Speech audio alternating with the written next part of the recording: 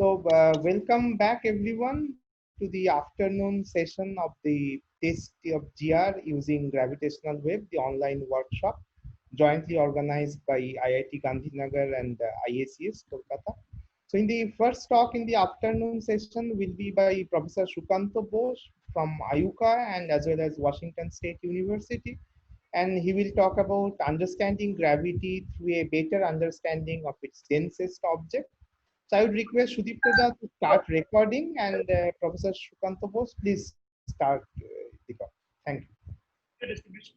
So, very good. So the multi-parameter thing will be less stringent than the one parameter. Okay, can people hear me? Yes, I think we can hear you. Okay, good. So welcome everyone. Good morning, good evening, good afternoon, wherever you are, depending on your time zone. Thanks for taking the time to be here. And also I would like to thank the organizers, Sudipta and Shumanto, to create this opportunity for this series of talks. I think we had a wonderful start with Arun's talk in the morning. He laid out the framework for post-Newtonian theory to deal with some of the observations that are being made with gravitational wave detectors now, and then using those observations to actually test aspects of predictions primarily of general relativity in the post-Newtonian approximation, but also creating some space to check for deviations beyond GR. What I'm going to do is I'm going to focus more on the observational side and data analysis, but the theme will still be to test GR. But it will be via indeed understanding its densest objects. Some of the papers on which this work is based are listed here, but there are some additional ones that I'll point out. These are from my group, but of course the topic has seen contributions from people from the world over. And we have learned from many of those as well. But I wanted to highlight some of the junior members in this collaboration, including maybe Shumanto, but perhaps he's no longer a junior, one of our hosts today. But otherwise, you know, Shahid Datta, Kabir Chakravarti, Dake Zhao at University of Washington, Shomide in Syracuse, Kunsang Fukun in Nikef, but also Bhaskar Biswas, Vaishak Prasad, and Anshu Gupta. So let's see if I can move. Yeah. So the plan is the following. Yes, we would like to test general relativity, but the way I'm going to do it is by probing its solutions, but I'm not looking at the full class of solutions. I'm going to pick on two extreme ones, as mentioned in bullet number 2, namely black holes and neutron stars. These don't exhaust the possibility for compact objects, but these are the ones I'm going to focus on. And perhaps you can tell why, and that's because these actually have been observed in binary systems in LIGO-Virgo detectors, perhaps soon to be joined by other detectors such as Kagra and then LIGO India. Two of the properties that will show up very prominently while I use them to understand these solutions are tidal heating and tidal deformability.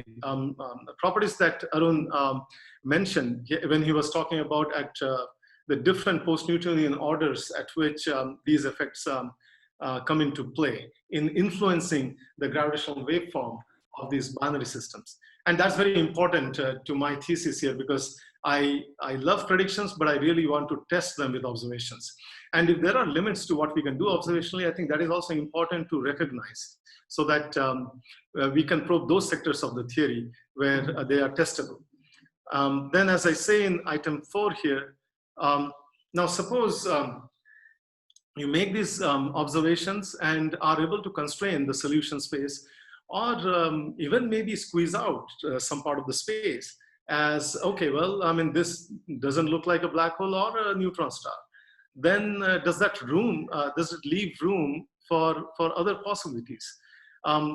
Again, theorists are very imaginative, thankfully, and so they have proposed a host of other objects. I don't think I'm going to mention any of them here, so if that disappoints you, I'm really sorry. But okay, maybe verbally I'll mention that, you know, people have even classes of such ultra compact objects, such as, you know, exotic compact objects, ECOs, but there are also UCOs and so on.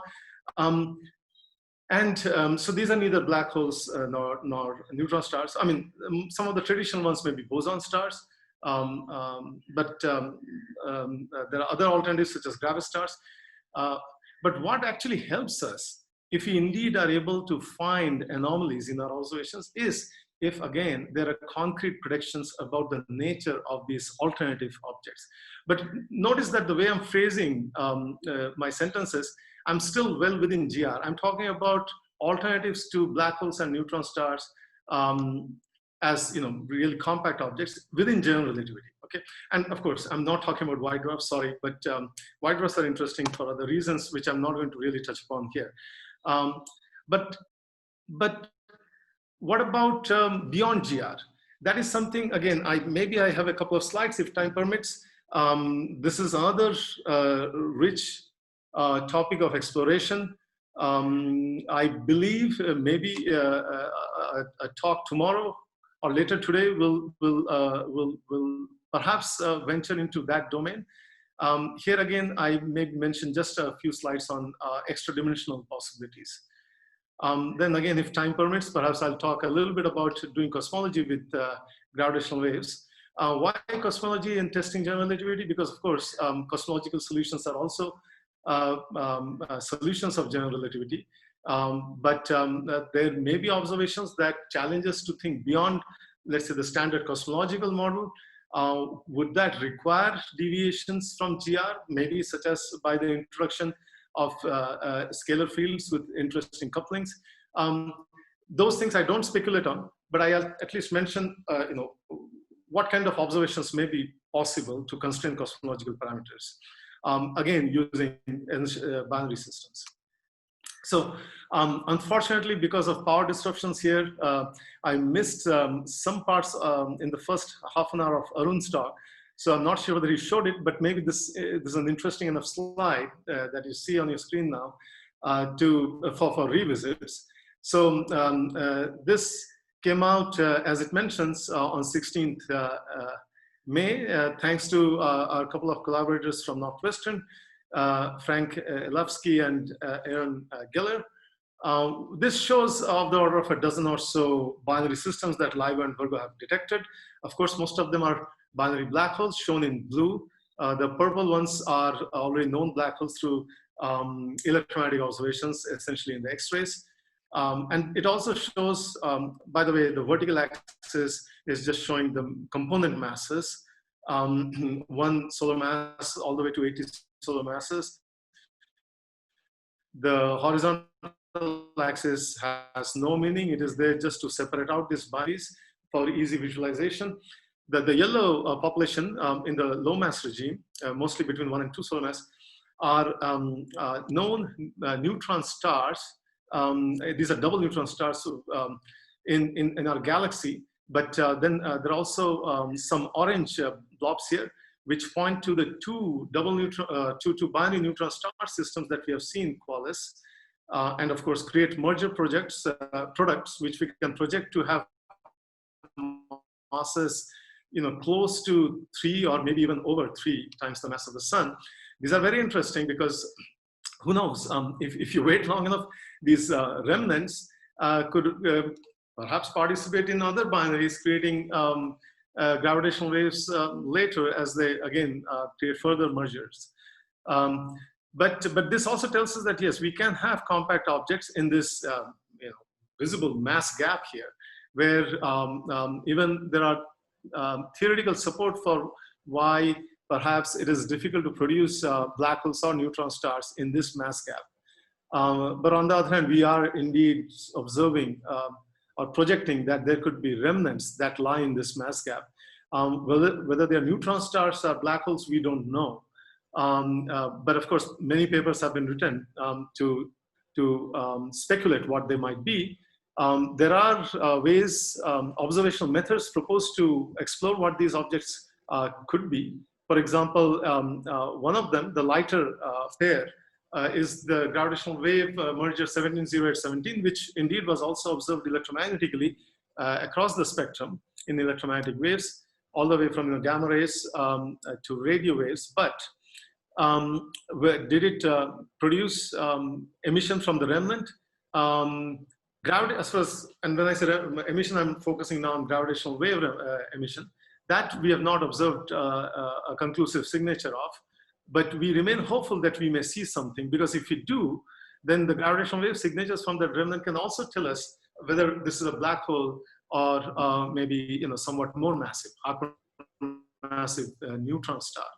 But that's very important, because if it is, for example, found to be either of them, that gives us some idea about the properties of nuclear matter or neutron matter, how much pressure that matter can exert as a function of the density. In this case, also determined by the mass of the object, but also whether the equation of state that determines that property of how pressure behaves as a function of density, how much does that change in going from separate components when perhaps the equation of state is cold to a merged component when perhaps it is thermal. Or for example, are there phase transitions that happen from, say, nucleonic or hadronic matter to quark matter?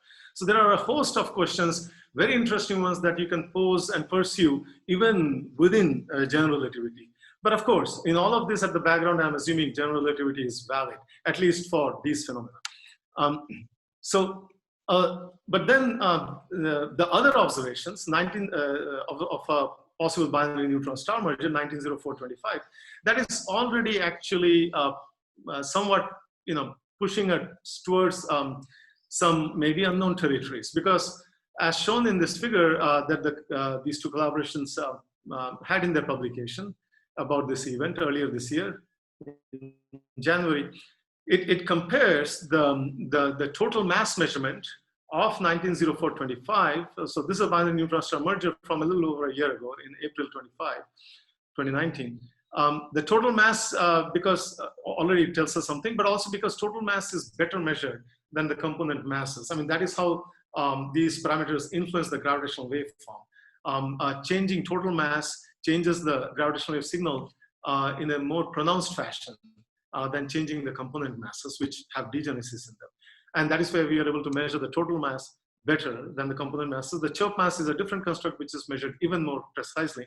But even the measurement of the total mass for this binary shown for two different priors. In one case, we take the component neutron star spins to be not very highly spinning, in fact, with low spins, 5% of the maximal spin of a similar object if it were a black hole, right? In that case, the posterior is better constrained because there is a smaller parameter space here to play with. You're not allowing too many spin configurations. But on the other hand, if the spins are as large as almost like 90% of the maximal spin, then the total mass measurement is not very precise. It is shown in blue, it is more spread out. And this distribution of the total mass, either way, for either spin prior, interestingly, puts it as an extreme outlier if you consider the distribution of the total masses in the galactic binary neutron star systems. So this clearly is an extreme case, which is interesting in itself, because it at least begs us the question that could it be that the heavier component of this binary, and if you notice, yeah, this is the object I'm talking about. By the way, can you see my cursor, Shumanta or Sudipta? Yes, yes, you can see. Thank you. And my audio, everything is fine so far, right? Yeah, everything is fine. Perfect. So if you notice here, yes, the lighter object has a mass of maybe somewhat shy of 1.5, so halfway between 1 and 2, 1.5 times the mass of the sun. But the other object, the heavier object, is at or slightly above 2 solar mass. So is this a neutron star or black hole? Now you may say, well, most likely it is a neutron star because there are no other black holes known to have such a low mass, yeah, and you would be right. And also because we do find examples of what we are pretty sure are neutron stars in double neutron star systems in our galaxy, which also have masses at or very close to 2 solar mass. Now, some of these guys, their mass measurements have large error bars. Okay, these 3 guys with 2 solar mass, more than 2 solar mass mass. On the other hand, there are 2 other objects. I believe these are the 2 at and a little below 2 times the mass of the sun. These measurements through the Shapiro time delay, I think, are much more precise. So, which is why we know that whatever the properties of your neutron star matter are, they should be such that they can exert enough pressure, even if the mass is as much as 2 solar mass, to be able to support it in a stable configuration as a neutron star and not make it collapse into a black hole because of its gravity. And that is important because we need to understand the properties of dense matter to be able to tell, well, how light our black holes can be produced in this way through stellar collapse. There are other ways of producing black holes, like density perturbations in the early universe, which will give rise to primordial black holes. That's I mean, there are just too many topics. I wish I had all the evening to talk about, but then maybe there are other speakers, and you would actually maybe even prefer to hear from those experts on those topics. So here, so from going by these observations, of course, we maybe the evidence is more in favor of the possibility that the heavier component in 190425 was perhaps a neutron star, but that has not prevented people from conjecturing that maybe this is actually one of the lightest, well, the lightest black hole we have seen. But I'm going to steer clear of that because you will see that there are other interesting cases that are now, again, trying to push us to a corner in this parameter space. And so the other object is this lop-sided binary, again observed last year, but in fact, almost a year ago, 14th August. And here, the component masses, yeah, I told you they're not very well measured. That's certainly true for binaries in general. But if nature cooperates, and it has multiple times already, and if the signal to noise ratio is large enough, and other properties can help too, but then we can measure the component masses with reasonable precision. And here, the primary mass, so the heavier object's mass is shown, the axis goes from 20 to about 26 times the mass of the sun. The lighter object mass is plotted here. The axis goes from 2.2 on the vertical to 2.8 times the mass of sun approximately. But these I believe are 90% posterior intervals.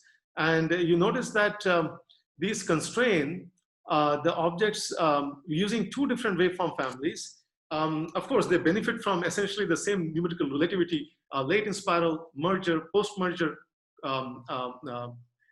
information, but the way they handle the earlier part of the in-spiral has differences and are produced by different groups. So it actually reassures us that 2 different waveform models, and this I think allows for precision and also higher modes, are able to constrain the component masses reasonably precisely, which already tells us that the component mass in this second binary I'm talking about also is pretty heavy. It's perhaps heavier than the 190425 binary, which means once again it should beg us the question that is this actually neutron or nucleon or quark matter object, or it's a black hole? And in either case, we'll learn a lot. We can at the moment hypothesize and explore those 2 channels to the hilt of possibilities. But observationally, unfortunately, in this case, it's not clear whether we actually had an electromagnetic counterpart. Because this is such an interesting event, people spent time, our astronomer counterparts also spent a lot of observation time. And there has been a claim from a group, I think led by Mansi Kasliwal, that they saw an electromagnetic counterpart to this. That is very important if it turns out to be true. I think people are still pouring through the data to understand if that can actually, I'm sorry. I'm mixing up things. But that's simply because, yes, we are getting very event rich now. Sorry, Sukanta, can I interrupt you for a second? This is let me correct myself and then I'll call you in a minute. Sorry, the event I digressed into is GW190814 NS-BH, which was from 21st May. That's I think the collaboration wrote it as a binary black hole paper, but somewhat of an extreme mass case. But Mansi Kasliwal and her collaborators have claimed that they think they've seen an electromagnetic counterpart to it. But even if that is true, that it makes things very, very interesting. that may still be a binary black hole, and the way the electromagnetic counterpart was produced may not have anything to do with the disruption of the components. Because, for example, if one of the components is the neutron star, you can disrupt it, and that material, because of various processes, including our process, nucleosynthesis, can create emission. But this 190521 is actually still, I think most people believe it's a binary black hole, but it would have a different mechanism for emitting electromagnetic waves. If there is time, I can explain that. But that will be important for different reasons. Not for testing whether neutron stars can be very heavy, but because an electromagnetic emission from any of these binaries gives us redshift information, which complements the luminosity distance that we measure from these binaries through gravitational waves, and together, therefore, we can combine them to measure the Hubble parameter. But no, in this case, I don't think anybody has claimed an electromagnetic counterpart conclusively, but if there is one, because remember, radio emissions can take time to come out. I mean, from weeks to months to even years. This is almost a year old. But if there is an emission that can be shown to be coming from this point in the sky, then that will very likely tell us perhaps that this lighter object, lighter of the two, is a neutron star. And that would then in turn imply that the equation of state has to be very stiff or hard, in the sense that even at such large masses, or such large masses, the pressure exerted against gravity is large enough because of nuclear interactions. So they tell us about nuclear physics ultimately. Yes, Partha, please go ahead. Yeah, well, I was just wondering that this is for GW1905, really, the question. If you have high spin and neutron stars, then electromagnetic signals are almost must, aren't they? So the absence so far of electromagnetic signals, do they rule out high spin? There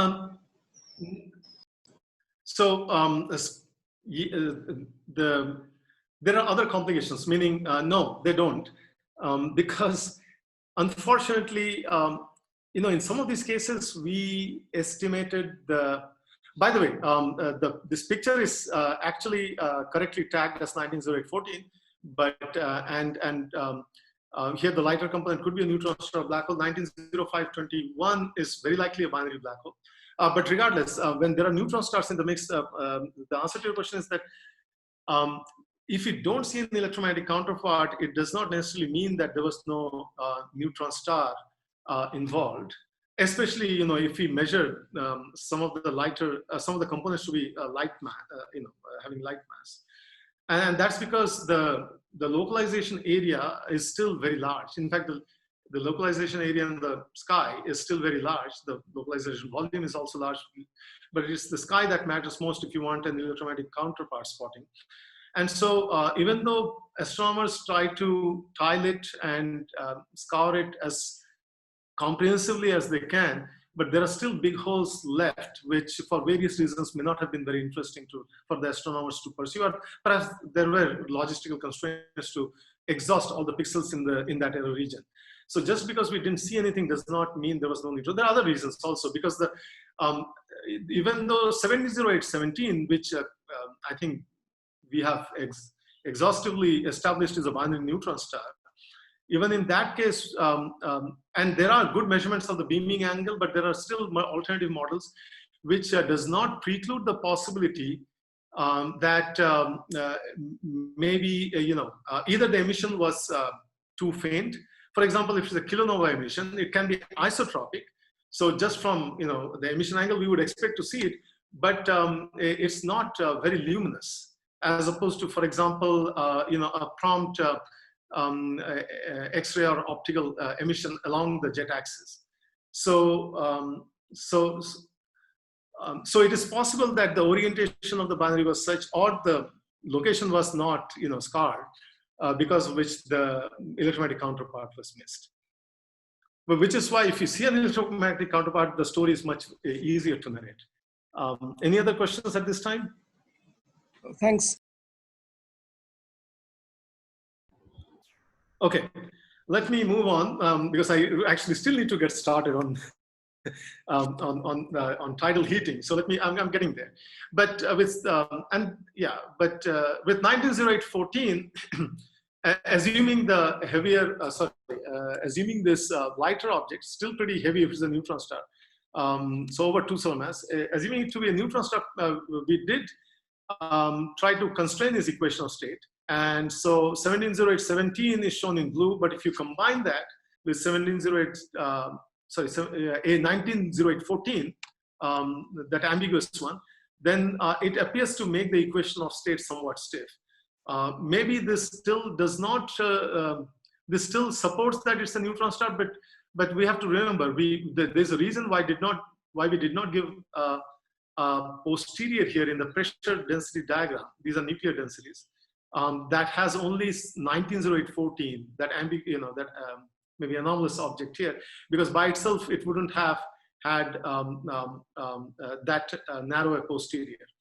And that's also because heavier objects are expected to influence the gravitational wave phasing less compared to, so heavier neutron stars would influence it less compared to black holes of the same mass. And this is through a property of tidal deformability, which I'm going to come in a few slides. So just keep that in mind. So, but how do we do this? Indeed, we observe the phasing of the gravitational waves. If it was just a binary black hole, then the trace you would see is this black faint trace all the way. And you notice that if on the other hand, it's a neutron star of the same mass, binary neutron star, the phasing is different. It appears to be merging sooner. There are matter effects which are draining energy, tidal effects, more easily. And then what happens after merger is another interesting story. If it were a black hole, the peak of the merger waveform will be here in the time domain, and then within like a millisecond or two, it will ring down, create a single curve black hole that fast. But we have not observed them conclusively either. But that observation is very important to be able to establish the component characteristics. On the other hand, if these are binary neutron star, their post-merger will not be a damped sinusoid like the black hole ring down, but it will be perhaps more extended. How much more extended it is, as shown in blue, this post-merger waveform, again, depends on the Hart equation of state properties. So that is the reason why it's this whole gamut of the waveform is so important for observations. Even piecewise observing this thing may have a different tale to tell. Okay. So now, how do we prove or test the black holeness of any of these compact objects, right?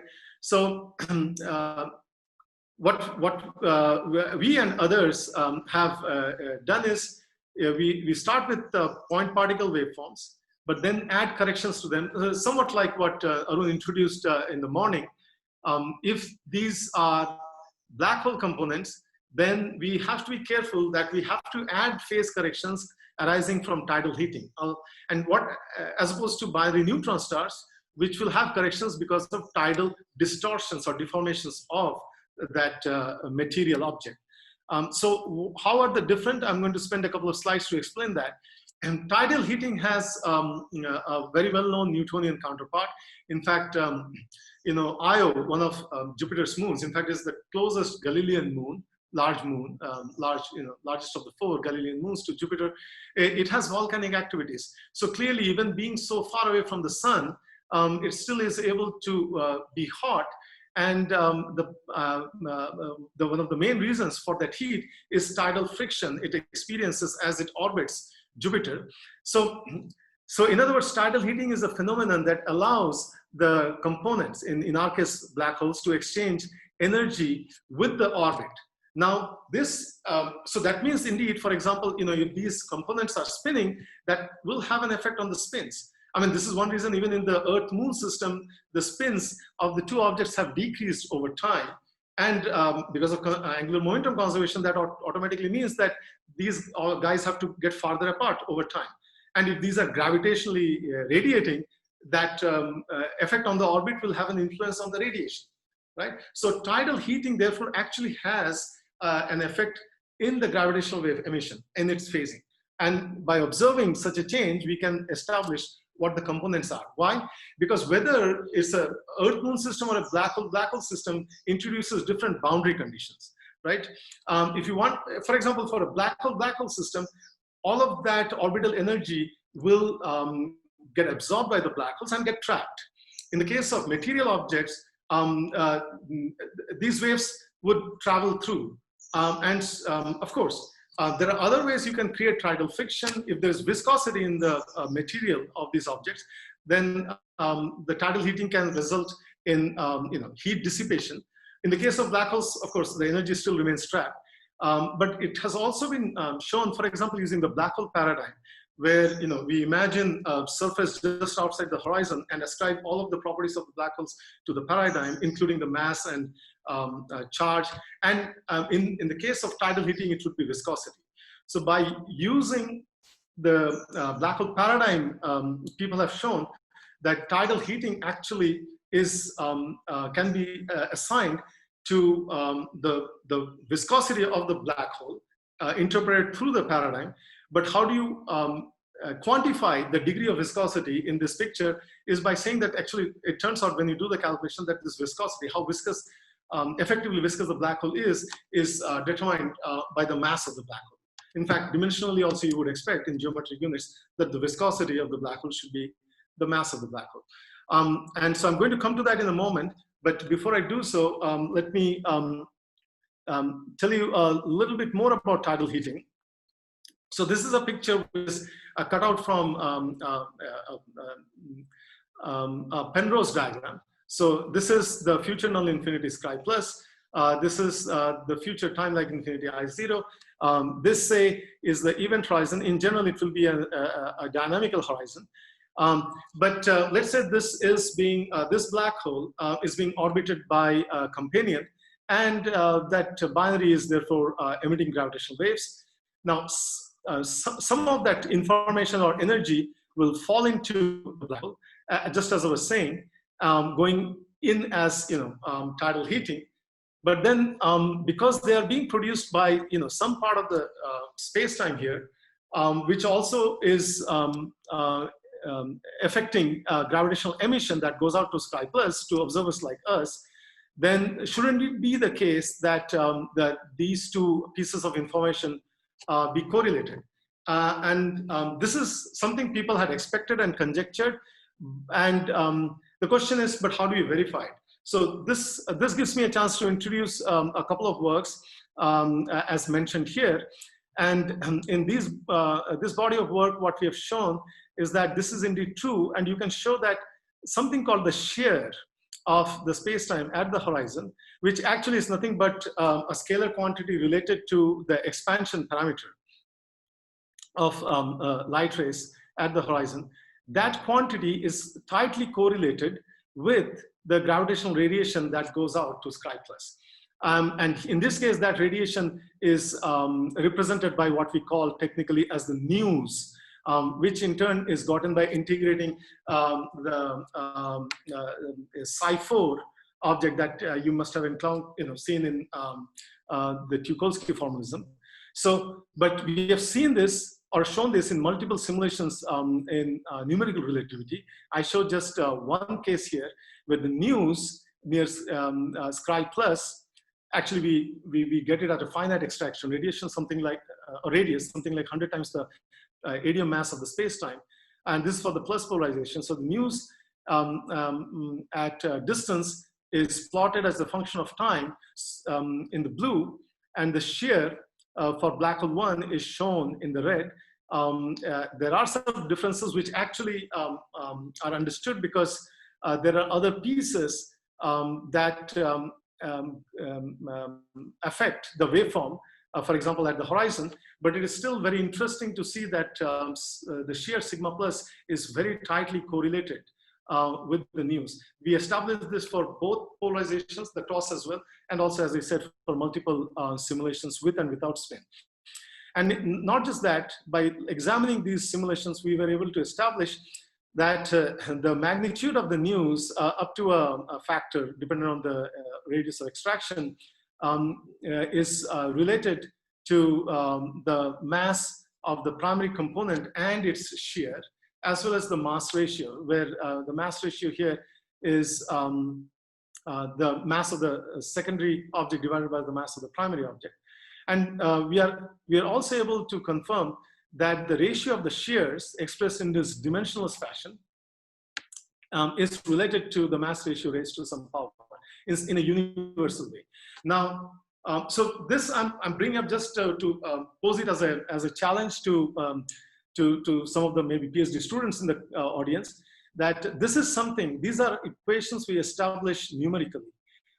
Theoretically, there are some indications that we expect such relations, such as through dimensional grounds, but we don't have a clear-cut proof of why, for example, the coefficients or the exponent should be something like this.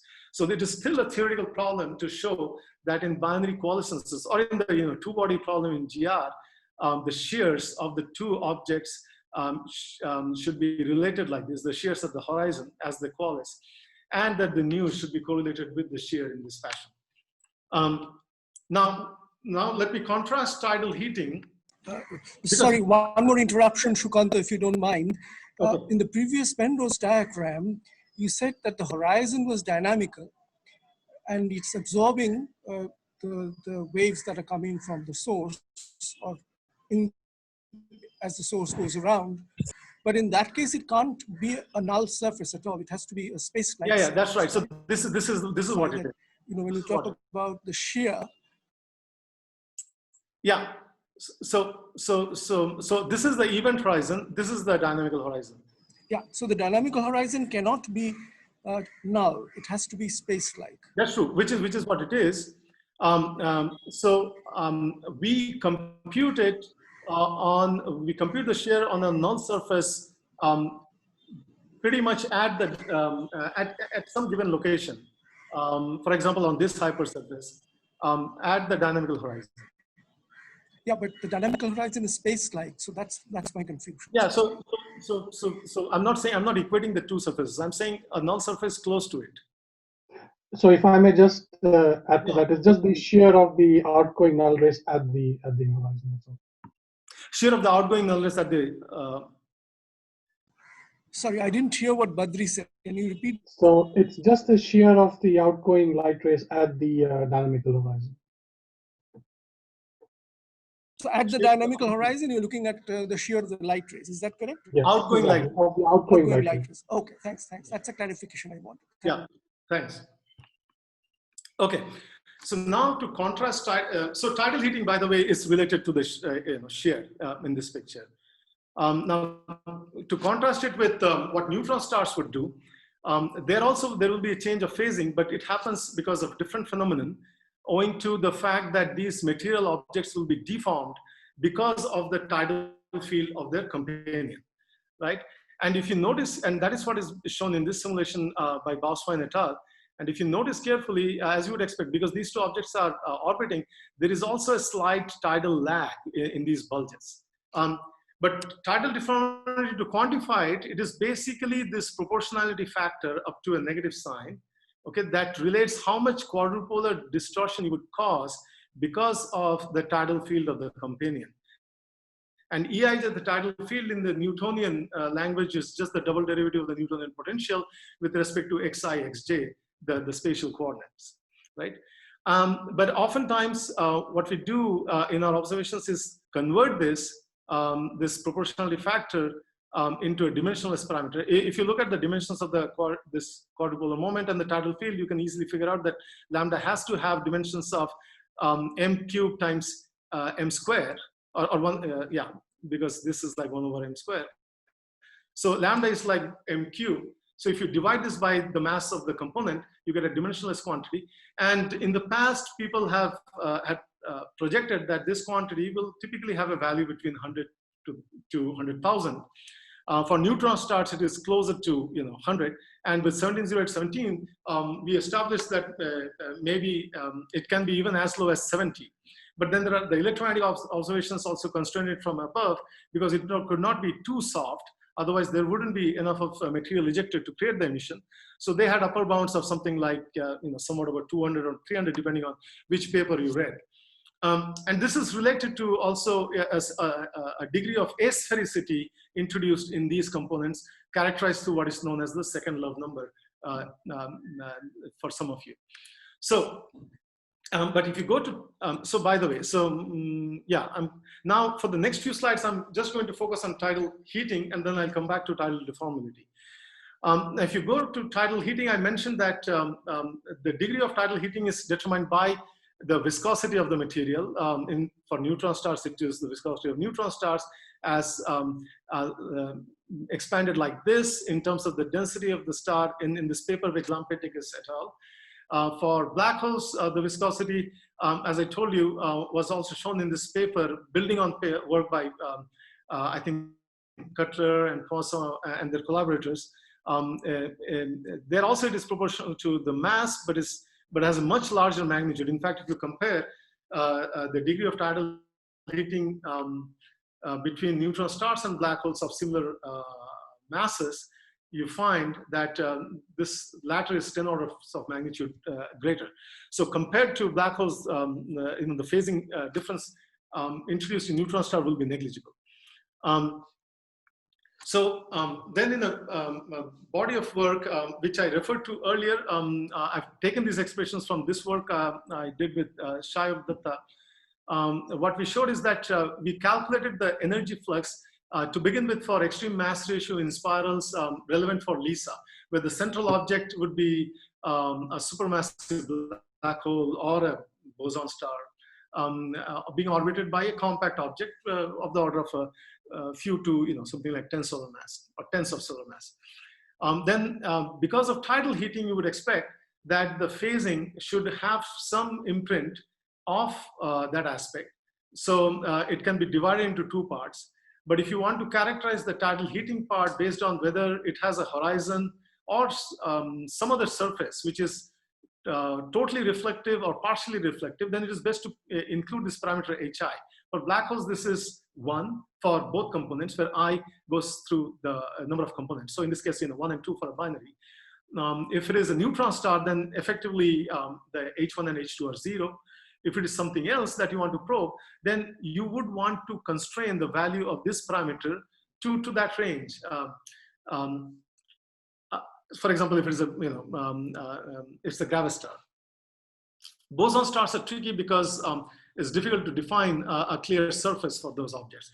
But I think that has not kept people from trying to model them in this fashion. I'm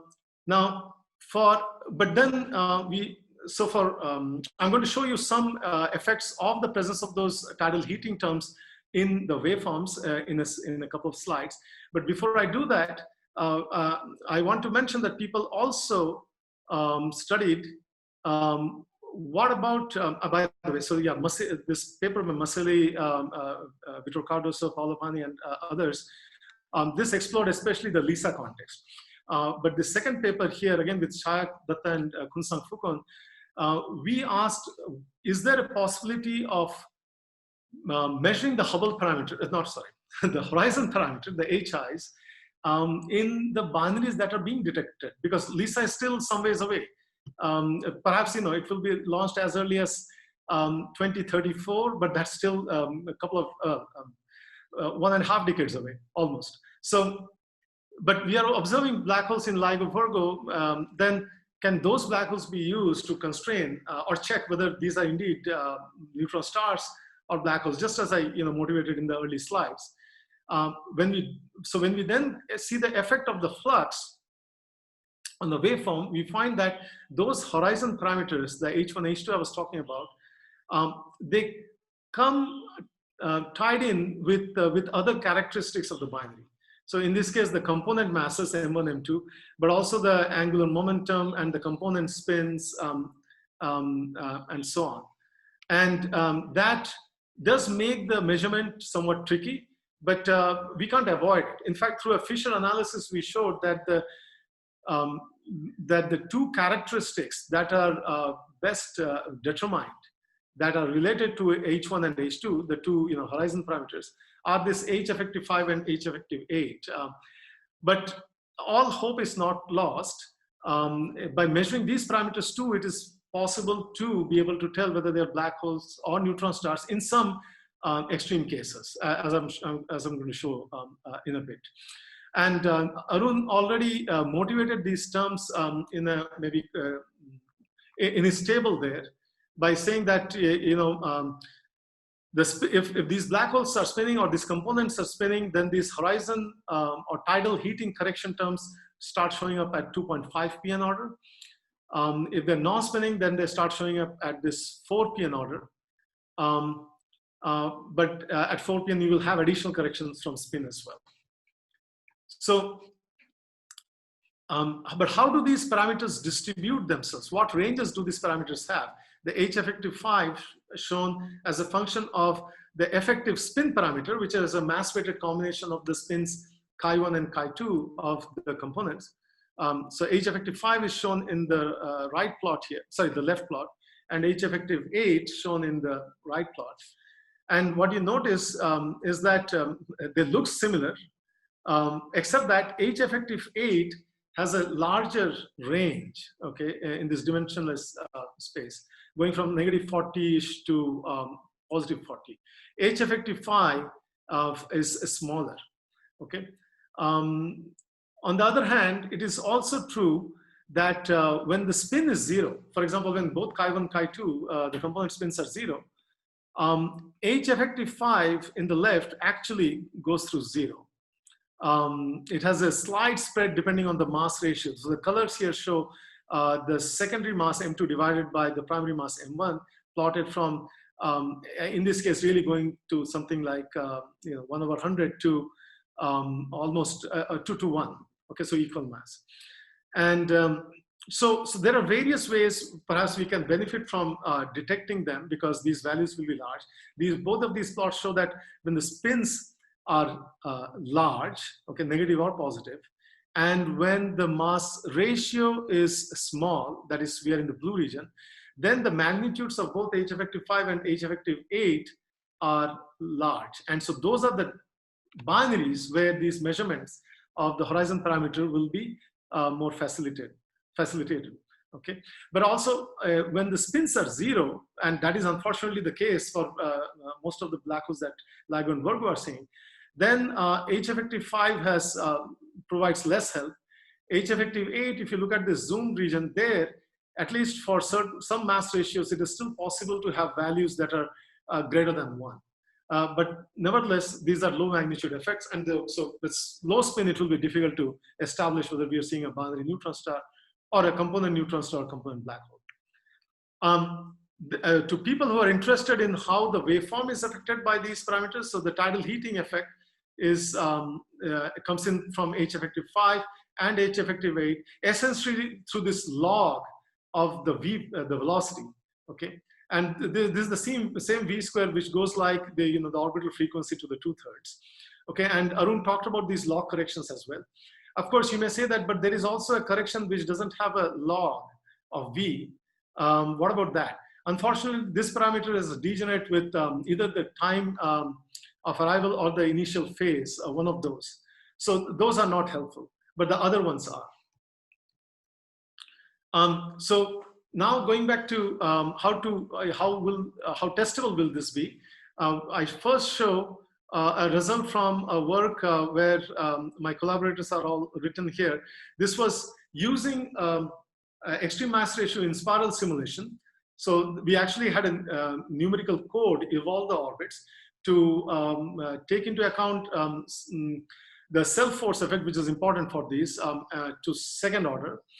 Then the corrected waveforms show that the way the separations will evolve between the lighter component and the central supermassive object with a mass of, in this case, 1 million solar mass, is dependent on the spin of the central object. Here, the smaller object, 30 solar mass, was taken to have 0 spin. We are probing essentially, say, the no-hair theorem by checking whether the central object is a black hole or something else.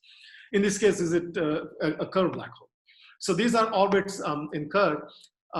So what we show is that as the spin increases, and you can think of the Newtonian analogy I gave earlier. The one reason why Venus perhaps does not have any satellites is because it has hardly any spin. So when the spin is less, then the spiraling in of the component happens quicker. So the separation decreases faster. Okay, so in this case, as a function of months, 5 to 10 to 15 months. When the spin is large, like nearly extremely spinning, maximally spinning in the black, then there is more energy to be drained from the orbit, but actually the draining happens over a longer time scale. So there is effect not only on the time scale of the orbit, but also this phasing.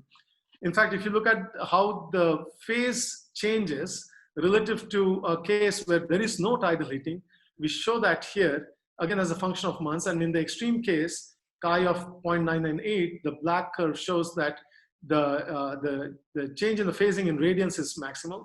For smaller spins, it is less.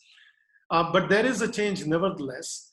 And if you wait long enough, they could be detectable for not too far away sources in ELISA-like missions.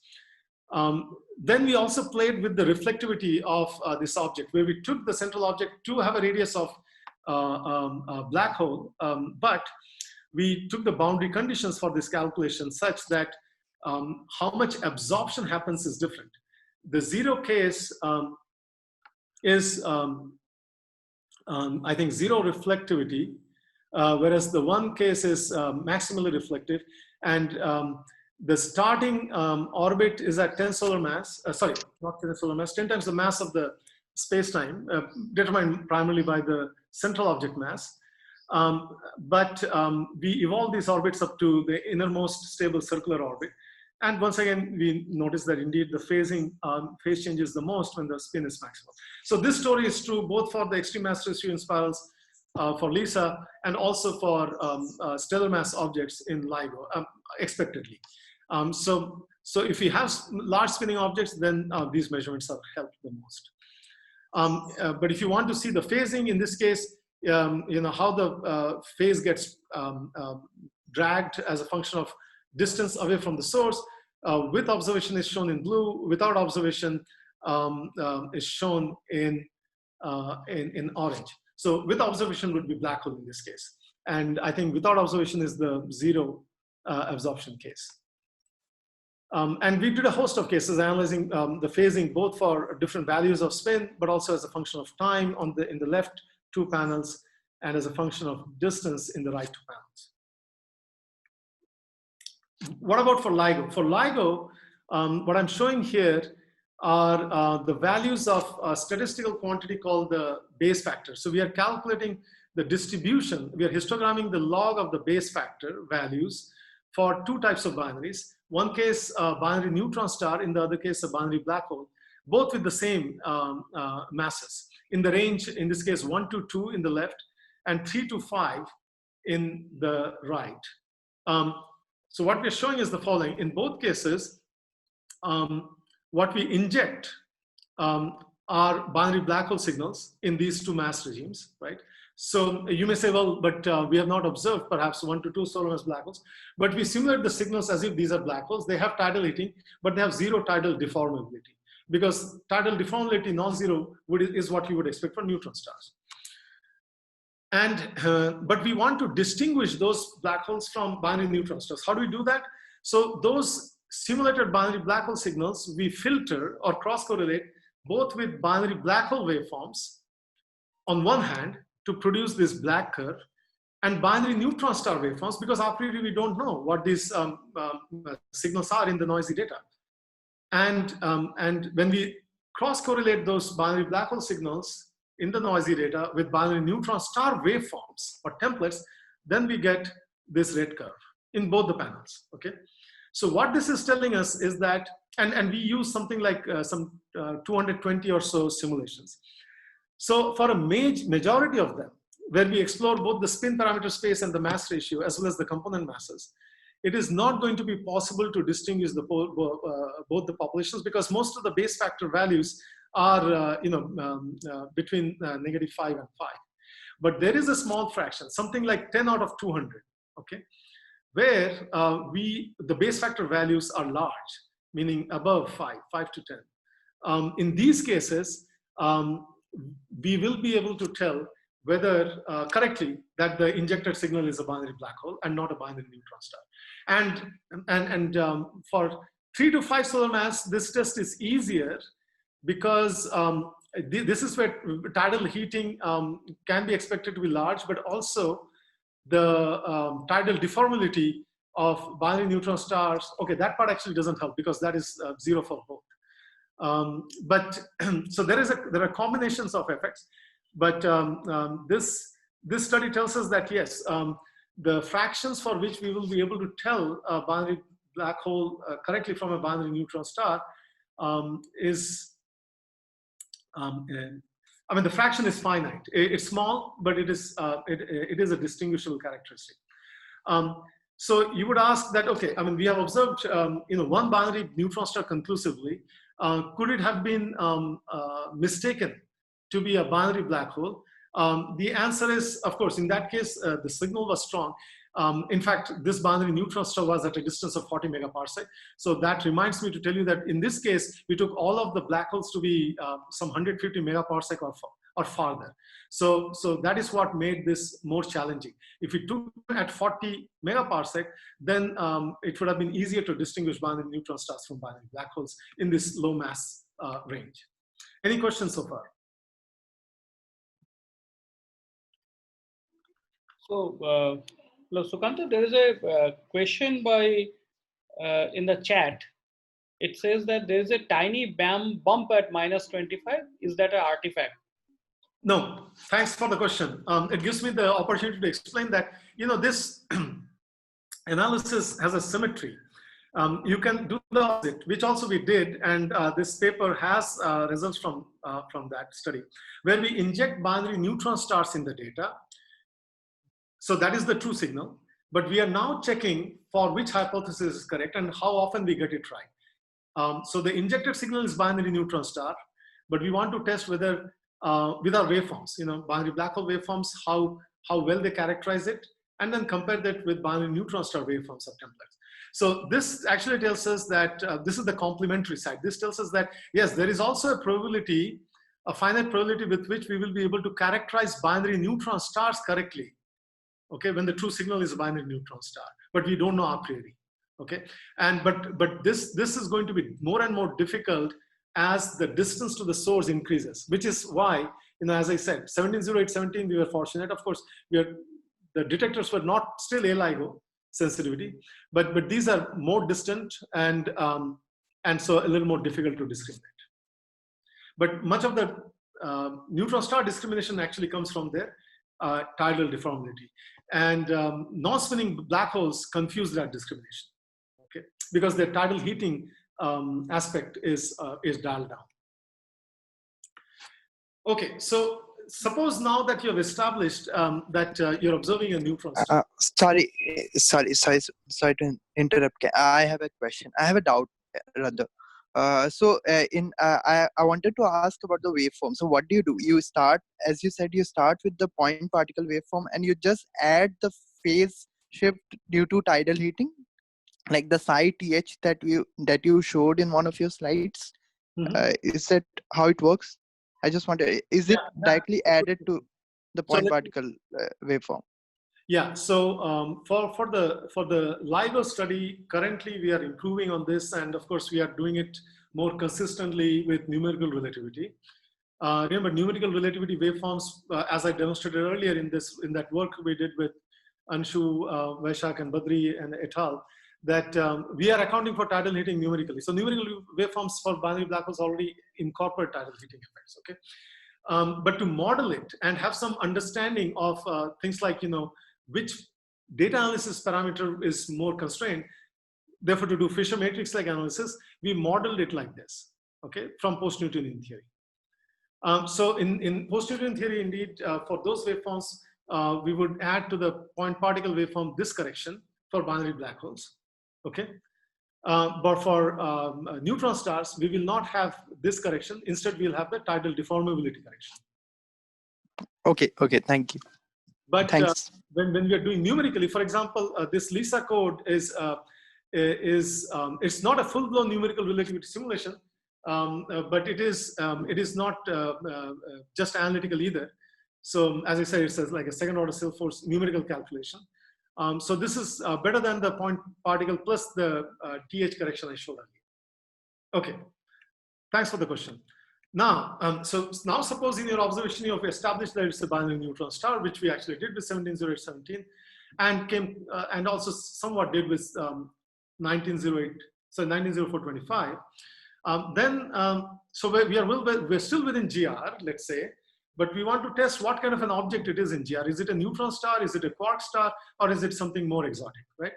So that is where we need to measure the equation of state. So this allows me to tell you a little bit about how tidal deformability empowers us to do that to some extent. So this is a, I think, well-known picture. So, but very briefly for people who may be new to it, the density across the neutron star will vary because remember this is a star in hydrostatic equilibrium, and the radius of a typical neutron star with about 1.4 times the mass of Sun is something like 10 to 12 kilometers, so it is of the typical size of a smallish city, but the density varies so much so that near the surface, which we call the outer crust, the composition is essentially those of ions with of course electrons interspersed for neutrality. But as you go down, the density increases from that heavy ion like lead-like densities to tens of percents of nuclear saturation. Okay, I have to be careful here. The nuclear saturation density rho naught is what we take as the typical density of the lead nucleus in the lab. So at the surface it is less dense. As you go deeper, it gets closer to that nuclear saturation density rho 0, and the composition transitions from in the inner crust where you have this squished neutrons and the nuclei and also with a sea of electrons to something like primarily a neutron proton Fermi liquid supported by Fermi degeneracy pressure, but again with percentage of electrons. So the percentage of protons and electrons here could be something like few to several percent, 10-ish%, let's say, of the order of 10%. So this here is neutron-rich matter, around nuclear to twice the nuclear saturation density. In the core, depending on the size of the star, this could be more exotic. So not hadronic, but something like a quark-gluon plasma. Do we have any evidence of such stars yet? The answer is no. Although some papers have been written on LIGO-Virgo observations claiming that perhaps we see such a transition. But I think maybe the jury is still out on whether that is confirmative or not. So, but one thing to remember here is that a big constraint we have in understanding, well, the good thing about neutron star is that they do give us access to very large densities, right? And these are not maybe ephemeral in the sense that it's not like two neutrons colliding and two protons colliding for a fraction of a second. Okay, sometimes these electromagnetic observations are long lasting and they perhaps complement each other to tell us how dense these objects can be. And so how strong these interactions can be, right? The problem is that when you try to combine those observations with terrestrial experiments coming from heavy ion colliders, right? Then notice that when we collide heavy ions, we are actually parsing a different region of this hadronic space, because in those terrestrial colliders, we typically have nuclei which are roughly equally rich in neutrons and protons. Okay? Whereas in neutron stars, these are more neutron dominated, as I just said. So when you try to extrapolate your observations to understand nuclear interactions from neutron stars to nuclear physics, you'll have to keep that in mind. But how do we do that, right? We do that, for example, to understand neutron star by creating this Tolman, Oppenheimer, Volkov stars. Of course, you can also include spin if you want, but all of these are QV stars produced with different central densities to get different maximal mass, right? And depending on whether the equation of state is very soft, so low pressures, so lower part of this blue curve here for the same density, then you get a smallish star. And also in tidal deformability, it can change with mass, but typically will also be small. But on the other hand, if the pressure is large, as is the case for upper parts, so these are different equations of state. So the upper part, the ones that sample the upper parts, like this pink or magenta ones, like maybe E and G or the AP3, but more like MS1, I think, yeah, MS1. This is orange, in fact. MS1 here, right? So this is the Mueller-Serre waveform, which actually has been pretty much ruled out by the LIGO observations. But this is one such model which predicted a stiffer or harder equational state, so more pressure for the same density, right? Now MS1 is represented here. So this one. So this is very stiff in the sense that the pressure is so much that for any given mass, it will be more bloated. So it will be more spatially extended, having larger radius, like 14 kilometers at one solar mass, compared to something like these strange quark matter stars, which are more shrunk, having radii of less than something like 10 kilometers, right? So, but the nice thing is that with observations now we are able to tell that no, our observations are neither consistent with strange quark matter type compositions or very stiff equations of state. So that is progress. But how stiff or soft? If they're too stiff, then that can create a problem if we limit ourselves to just this sampling of equations of state. This is not exhaustive, but if we restricted ourselves to this, and if your observations tell you that, oh, you're actually observing stars with 1.4 solar mass stars, but with radius of 10 kilometers, right? Then you notice that you really have very soft equations of state, and maybe most of these nuclear physics streams have not proposed any models to cover that regime. So are we observing neutron stars, but just of the kind that has not been studied for whatever reasons by well-meaning theorists, or are these different objects? So as I'm going to show, the LIGO observations, thankfully, they do not rule out stiff equations of state, but they do come very close to the soft part of this diagram. But there is another interesting story that can be told out of these curves, right? These also tell us how much massive, what is the maximum mass of a neutron star that any of these equations of state can support. And you notice that interestingly, while this is not exclusive, but if the equation of state is stiff, like most of these, cobalt blue curve, like AP4, AP3, or or MPA, PL1, etc., then they also support the maximal, stable masses, the stability point here, which is quite a bit larger than 2 times the mass of the sun. So this should start reminding you of that early events I described in LIGO and Virgo. So indeed, those observations will tell us, or will suggest, that if indeed our stars, our components are heavier than 2 times the mass of the sun, then perhaps the equation of state is stiff, because the soft equations of state, at least shown here, not a full representation, they don't appear to support anything greater than 2. 2 is already important because we have radio observations, right? We do see, even in our own galaxy, neutron stars that are as massive as 2 times the mass of sun.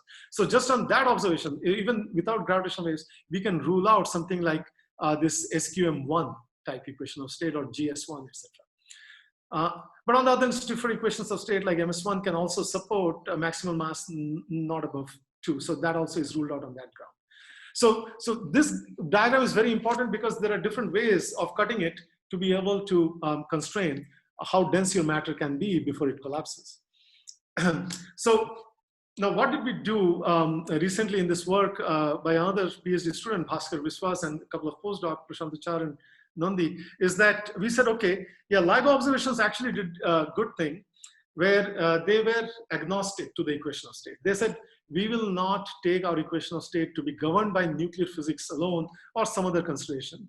And we will create a spectral parameterization of this pressure density curve to allow ourselves enough latitude to explore, for example, this band, this blue band, okay, and then see what the data tells us.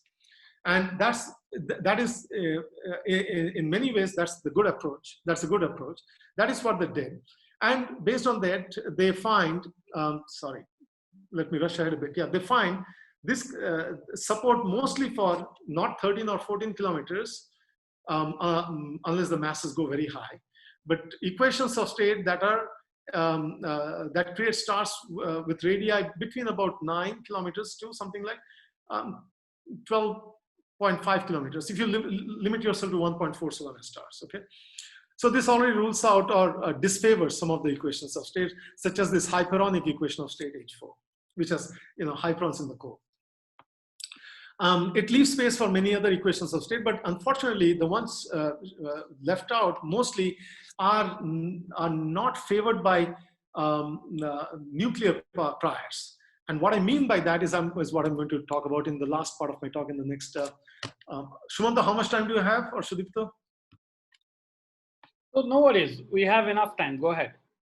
Okay, I'll try to end in 10-15 minutes. Now, so what do we do is this. In the past, as I said, people have studied this, including the collaboration and others, where they involve nuclear physics inputs in a limited way. And I already discussed the merits of that approach. There is spectral parameterization, again, somewhat agnostic way of parameterizing the pressure versus density curve. And then some others like speed of sound, especially in the core, where you don't, where you actually have very little physics. I mean, quantum chromodynamics, for example, has some limits. Speed of sound has some limits, but you don't have much insights from nuclear physics, because the core may not even be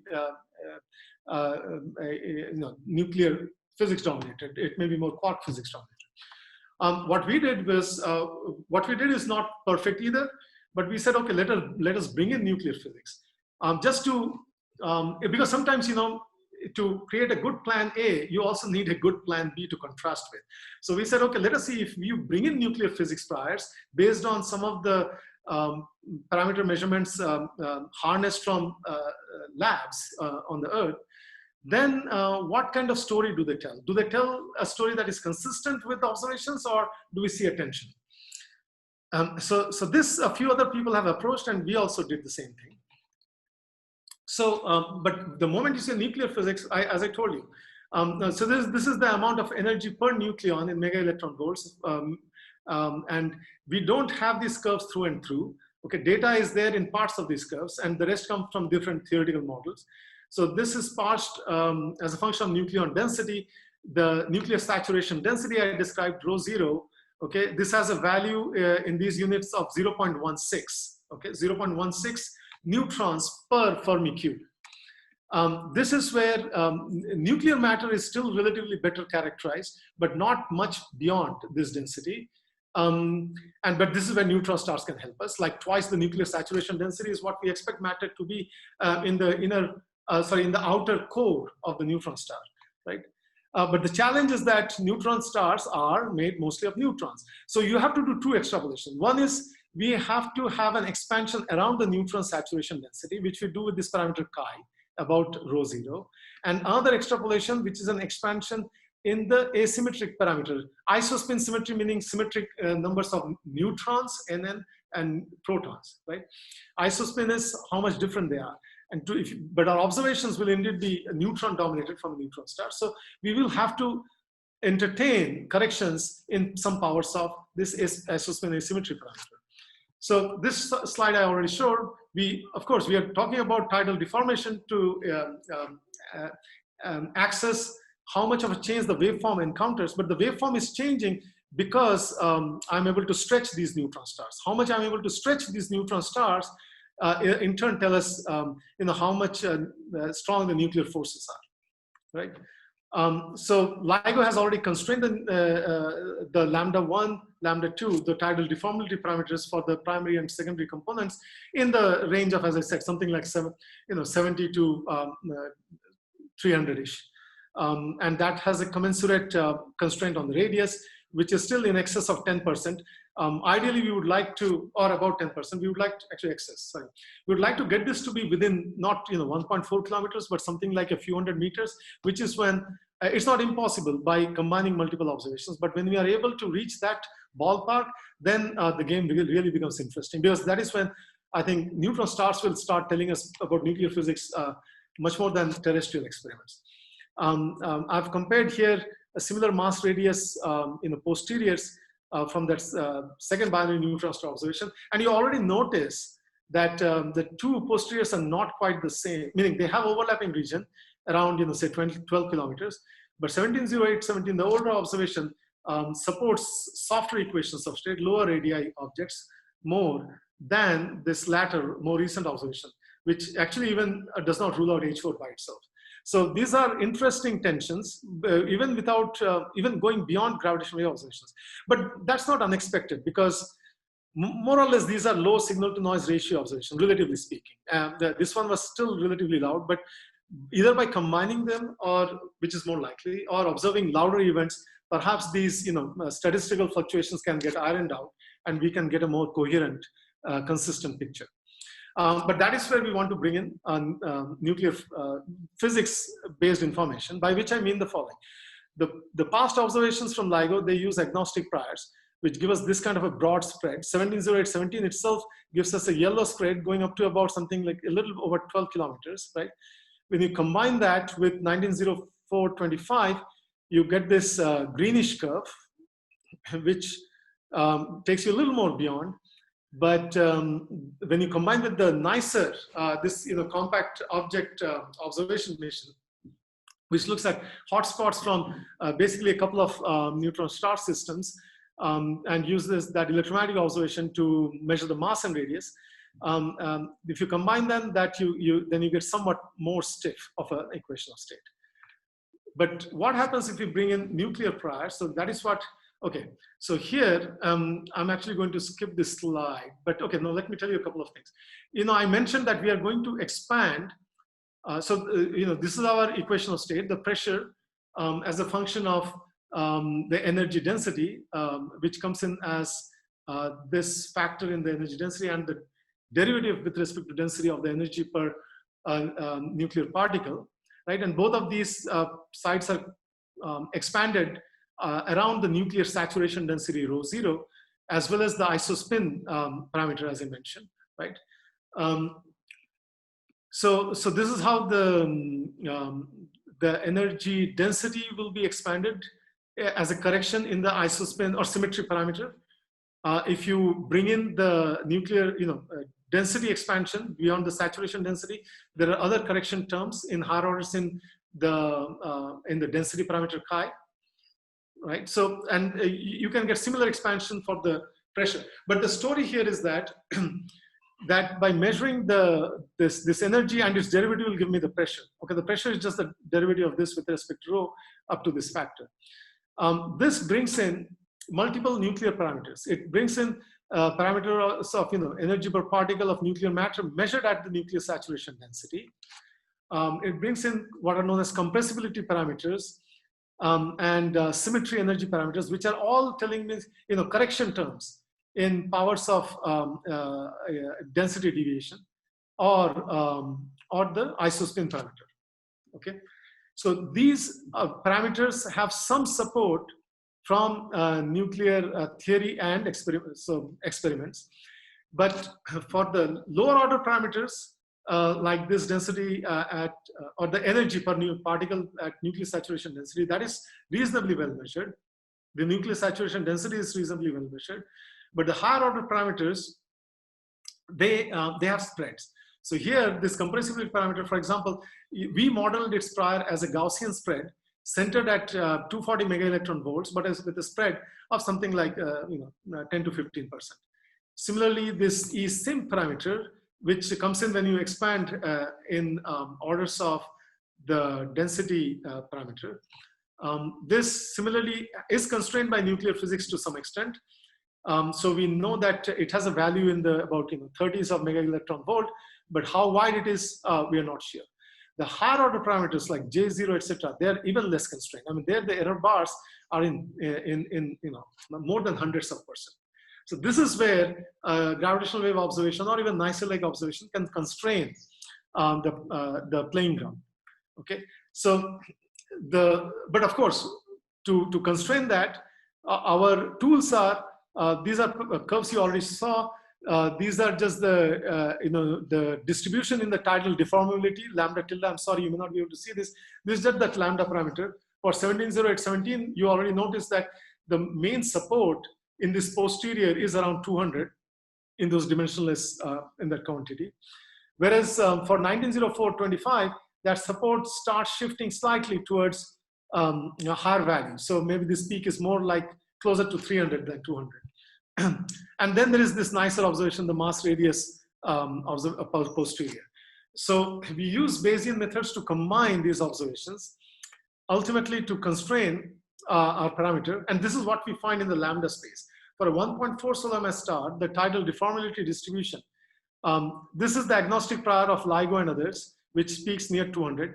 But if you use this nuclear physics prior shown in this table, meaning if your observations have to be consistent with this spreads, then we find that the nuclear physics informed prior, the orange one, actually is more consistent with a lambda prior that peaks around 600.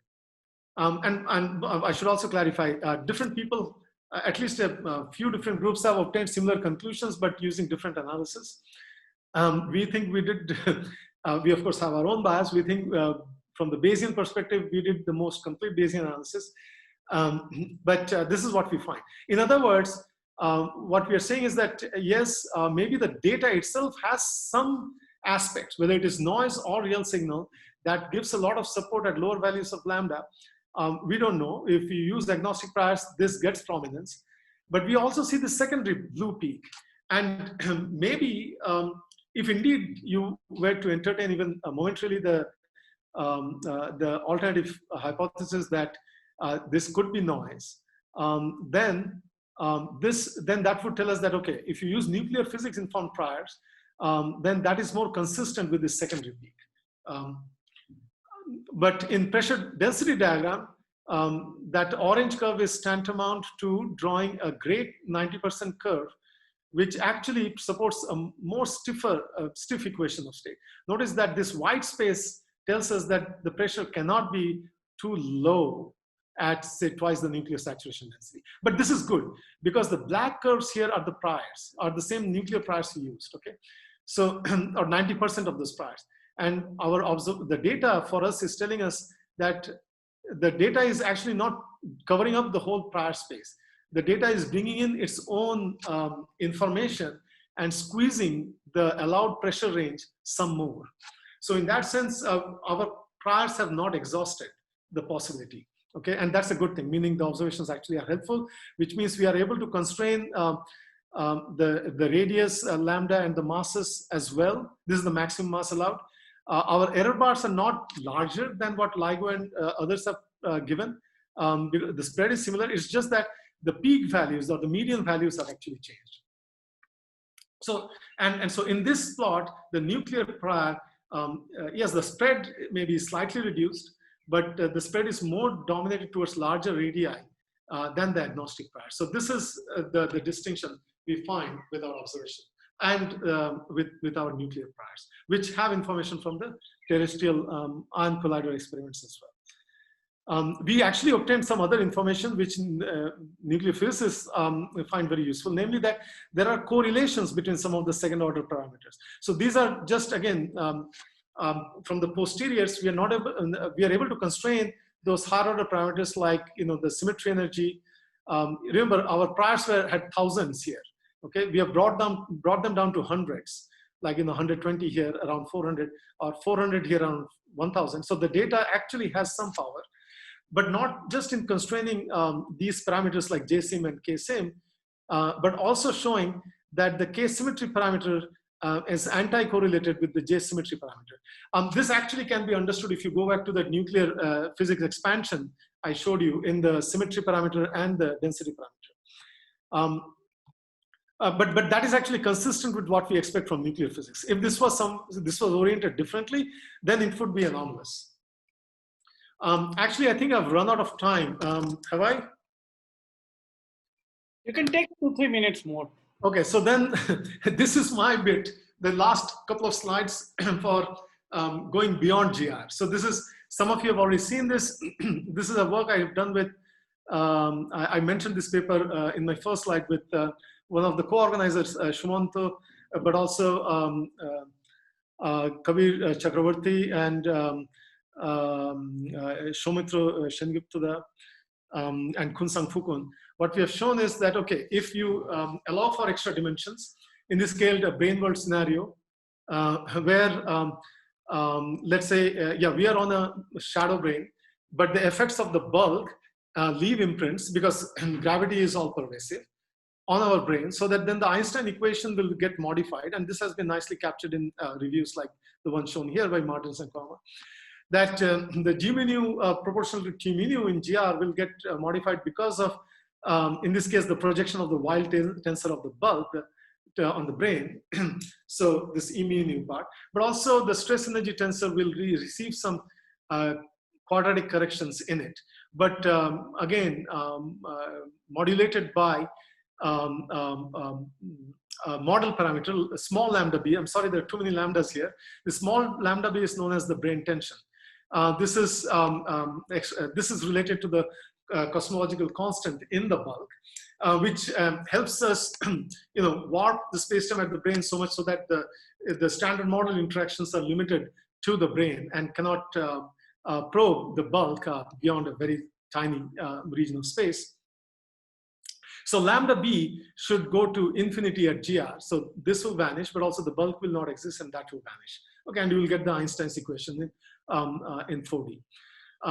But what we did is we again modeled TOV-like stars for neutron stars. Okay, where T mu was taken again through the kind of parameterization I showed earlier for a bunch of equations of state, and we asked, can we then use the observations of mass and tidal deformability to constrain the value of this brain parameter lambda b?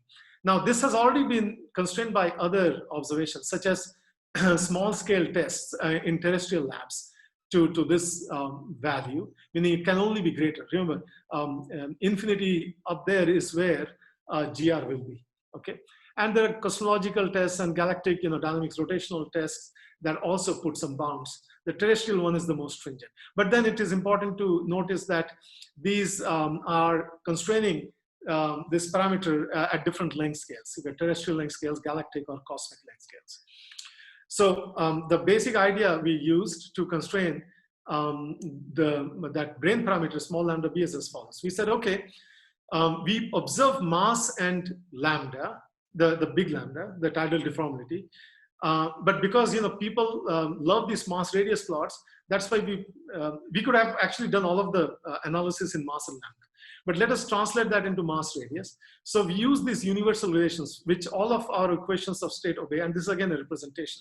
But we took a very soft one to cover again a spectrum, AP1, and I took a somewhat large one, like another hyperonic one, H3. H4 will be maybe around H3. Okay.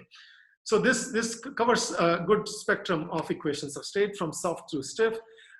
We use this universality relation obeyed by all of them to convert from the lambda mass observation to mass radius observation, which is how I'm able to show this posterior, or LIGO has done the same thing, to make observations of mass and lambda, but then put these counters in the mass versus radius plane, okay? And these are the TOV stars. These are all shown for GR.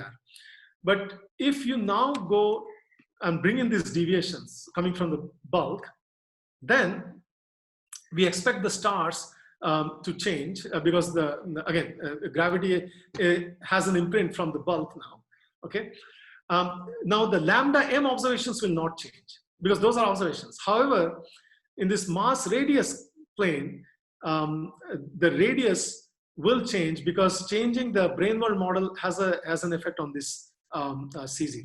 Okay, so which is why as I change the value of lambda b from GR in the previous slide to non-GR for finite value, you notice that not only the posterior changes, but also the TOV curves shown in dotted lines changes. The solid ones are kept here for reference because these are the ones in GR. Okay, and if you change this, okay, actually I have just two of them. So, oh, no, I have three of them, sorry. So going from GR to lambda b of 44 gigaelectron volt to the 4th power, and then even smaller, 35. So the posterior moves even more, but the TOV curves move even more and get well separated from the posterior, which means that none of these equations of state, soft or stiff, will be supported by our observations. So if, and this is a big if I realize, but if we limit ourselves to what we think is a reasonable coverage of equations of state, then observations are telling us that none of them will be supported by either observations or the assumption that we are in a brane world with a very finite value of the brane parameter. So this is how we can rule out brane parameters about this value or less, meaning we are that much more consistent with GR. So this is how we can introduce this new constraint at a very different length scales, where gravitational wave observations tell us that only the values of lambda b above 35 gigaelectron volt to the fourth power are allowed. So with that, I am at the end of my slide. So basically, yes, we have been fortunate. I mean, people may think, oh, it's getting boring. And I can sympathize that we are just observing compact binary signals. To them, I would say two things. It's wonderful that we have observed so many. They have their own quirks, which make things much richer, number one. And certainly this, if you're thinking it's boring, think of, read the papers before 150914, okay? And you will see we were hesitant to explore these alternatives as much as people have done, both with matter and in vacuum after the, in the aftermath of 150914, okay? That's number one. Number two, of course, I look forward to exploring beyond these binary systems, and that may happen, and some of our colleagues here are trying to find signals beyond the binary signals, such as just from wobbling, spinning neutron stars, or just a stochastic background, maybe of relic gravitons, or even of an astrophysical distribution of various kinds, cosmic strings. So there is a whole menagerie of possibilities that still exist. So in other words, for the younger folks, there is still lots of opportunities in this field, I think, to be tapped. But even if you restrict yourselves to neutron stars and black holes, I hope I've given you a hint of how interesting things can be, even if you limit yourself to vacuum, because then whether they're black holes or other objects in vacuum, we don't know, but it's important to test. Or even if it is compact object, what kind of equation of state it has, whether they're all possible neutron stars, but with different nuclear physics, or not even neutron stars. That also is a question to be answered. We have explored only things in LIGO, but we have more ground-based detectors coming in, even though mostly in the same band. But Cosmic Explorer or Einstein Telescope will extend the band towards lower frequencies, which I look forward to maybe in a decade or somewhat more than that. And LISA similarly, similar timescales, but this will open up again a new host of new types of observations, hopefully. The rest I think I've covered, but yes, one thing I did not dwell on, or did not mention much, is that yeah, electromagnetic observations have been key to informing us about this, along with terrestrial experiments. And cosmology is also getting informed, but that's another thing I said I may cover if time permits, but I ran out of time, so I will not go into that unless you have questions. Thank you for your patience, and if there are more questions or time for it, I can stick around. Okay, so thanks a lot, Sukanta, for this very extensive and very useful review of the things as they stand today. So now the floor is open for questions. So first of all, there are two questions in the chat. First by Syed, who asked that, is gravitational wave memory effect related to tidal deformability? So Sukanta, if you can answer this. No, it is not. But memory effect, I think Arun or somebody else may be able to answer that better. If they're available, I would let them use the space. No, they are different, completely different effects. I cannot see any relation between the memory effect, which is like a DC displacement when a gravitational wave goes by, compared to the tidal effects, which are, which as Sukanta explained, is due to a tidal field of one object influencing the other. So there is, at least I cannot see any relation between them. Thanks, Arun. Okay, so there is another question by Sanjeev, who says that extra dimension lead to tidal charge. Any constraint from gravitational waves on tidal charges of black holes till date? Or is there any constraint on the number of dimensions? Okay, so by tidal charge, are you talking about like tidal love numbers? If so, then indeed, so that's one thing I didn't talk about, although I've worked a bit on it again with Sumanta and collaborators. In some models, for example, the tidal love number of black holes can be negative, and proposals are being pursued to test that with observations. I'm not aware if any observational results have been brought out on constraining the tidal Love numbers of black holes yet, but I've not kept up with the literature in the last year or so on this. But in our own group, we are pursuing this possibility of constraining it. It is a difficult measurement because, as I said, constraining anything close to 0 is difficult. Usually we'll have some error region which will cover a bit of the negative space, also the positive space if our prior allows it. With the tidal deformability, you have already seen that we encounter such a challenge. That if you look at the first 170817 posteriors, and that's a neutron star analogy, but I think it has a lesson for us. It did not really rule out black holes because the lambda posterior, if you did not select a very narrow region or confidence interval of it, it went very close to the 0 value of tidal deformity. And for those masses, that would be almost like saying that, okay, these are black holes. But of course, the median was cleanly separated and at larger values, as I showed, eventually established to be around 200.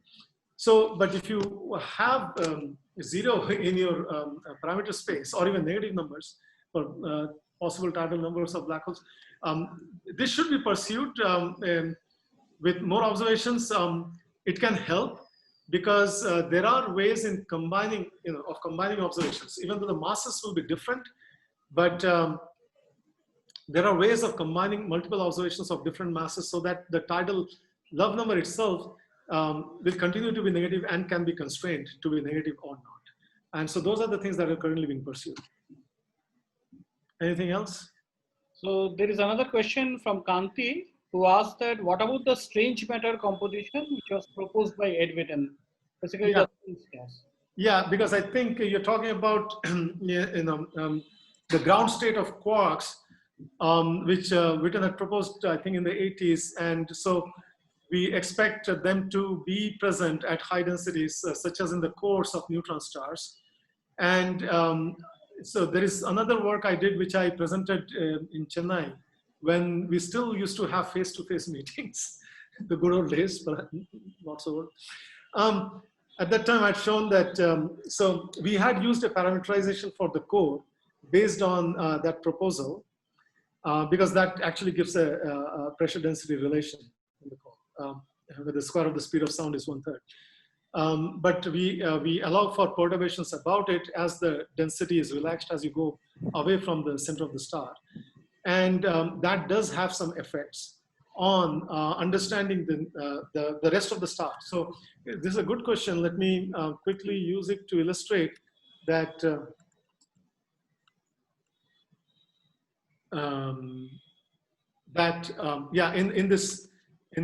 one limitation of these nuclear priors is that they did not allow for non-hadronic pieces in the star, in the core.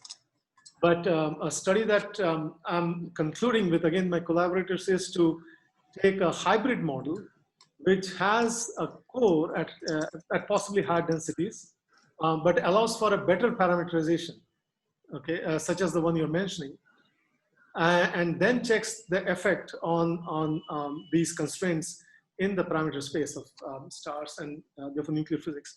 So, we are obtaining an even more interesting story there. So I'll reserve that for maybe Bhaskar Vishwas to present in another telecon or conference later. But yes, there are ways to do it, and people are working on it.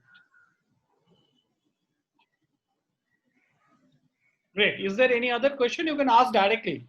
Can I ask one question? Yeah, sure. Yeah. So actually, unfortunately, I missed initial parts of your talk for different reasons. So I was curious about the Penrose diagram that you showed in the initial phase of your talk. So I mean, I was wondering that if two black holes are merging and there are gravitational waves generated from there. So I mean, is it obvious that this the boundary of two such merging objects? I mean, one has to incorporate the junction condition, etc. I mean, because there are two space times are merging across some null Yeah. boundary or even space-like boundary. So Yeah. is this framework? Yes. This is of course a heuristic diagram, but in producing these waveforms, all of those conditions were implicit in the numerical relativity evolution that was done. So it was evolving Einstein's equations, vacuum equations, preserving the constraints as well. So this is a fully relativistic evolution. There are no approximations here. Also, there is some dynamical part which is space-like probably. So those parts are also being taken care of. No, so in this, and here perhaps that's, Badri can come in at some point, but so, one of those, this is either the puncture or the excision evolution, where of course we are either, handling our slices like shown here, or cutting out part of the space just within the horizon. But up to that point, the evolution and the boundary conditions are used in a way that you can have a consistent evolution as expected in Einstein gravity. Badri, you wanted to say anything at this? Sorry to put you on the spot. I want to ask something. Sukant. Yeah. Sukant. Please speak up. You showed that stellar graveyard. So if you don't see the neutron star beyond 2.5 solar mass to the 5 solar mass, and don't see anything which is the stellar black hole, would you conclude that this object will be a strange star?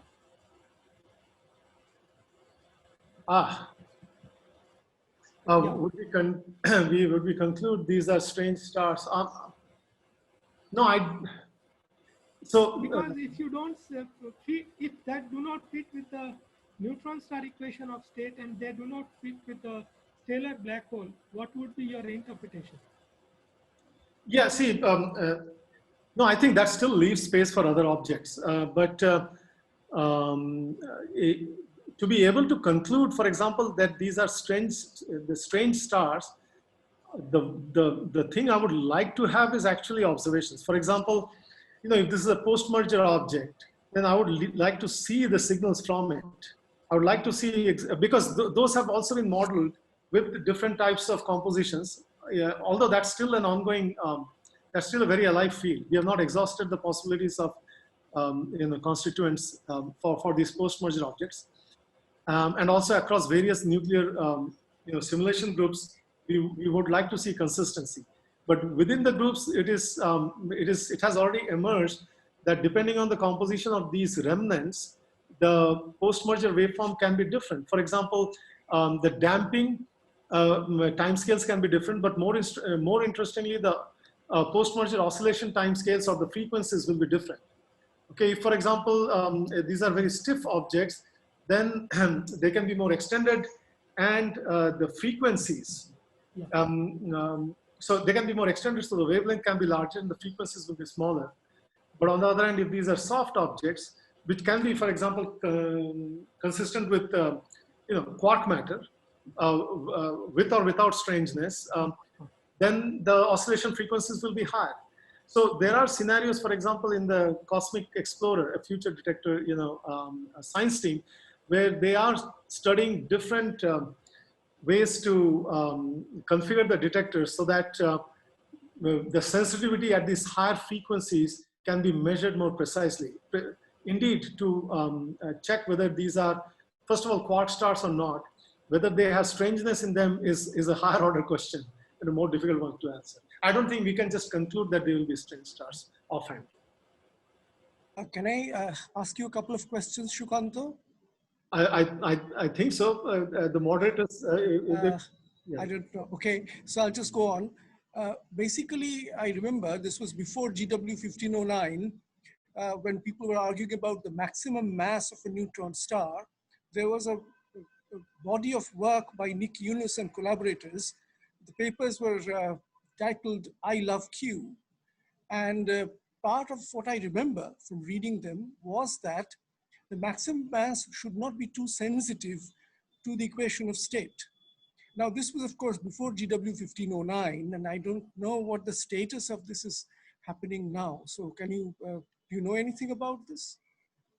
Again, so there are two things there. First of all, this is also established that, yeah, when we use universality relations, we should do them very carefully, because we should do that very carefully because universality is not that universal. I mean, for example, the same patterns don't hold when we bring, quark stars in them. So any inference you draw, you should be very mindful of what assumptions one is making.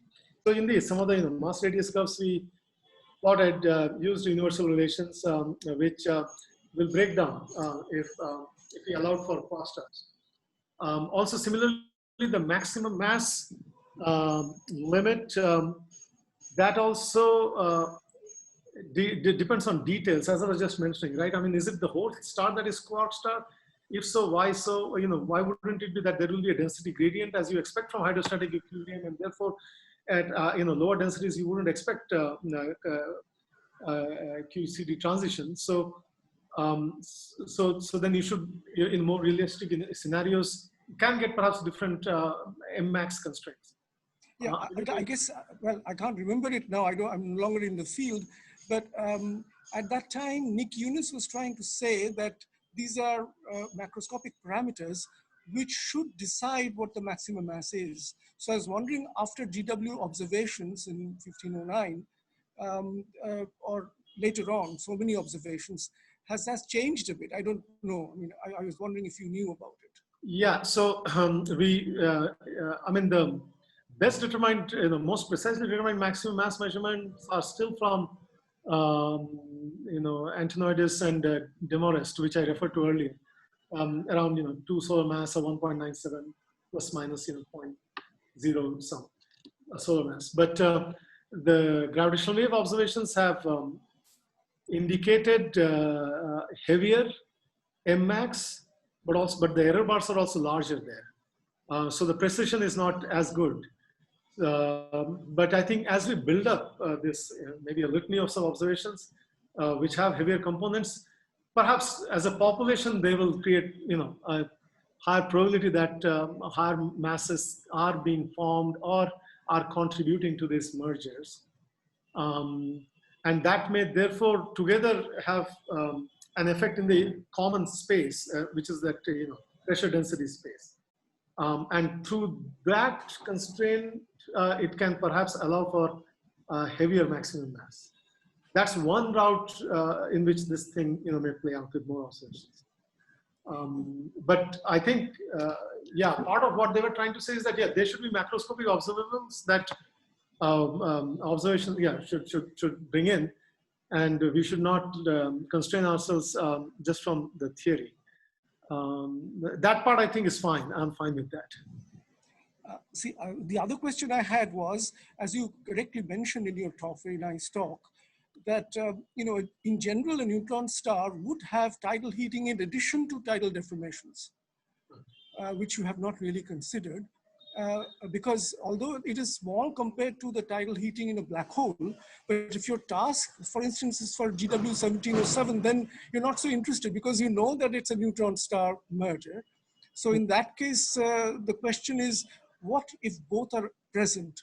Then are there changes, or are people looking at it? Thanks for asking that, because it allows me to clarify something I glossed over.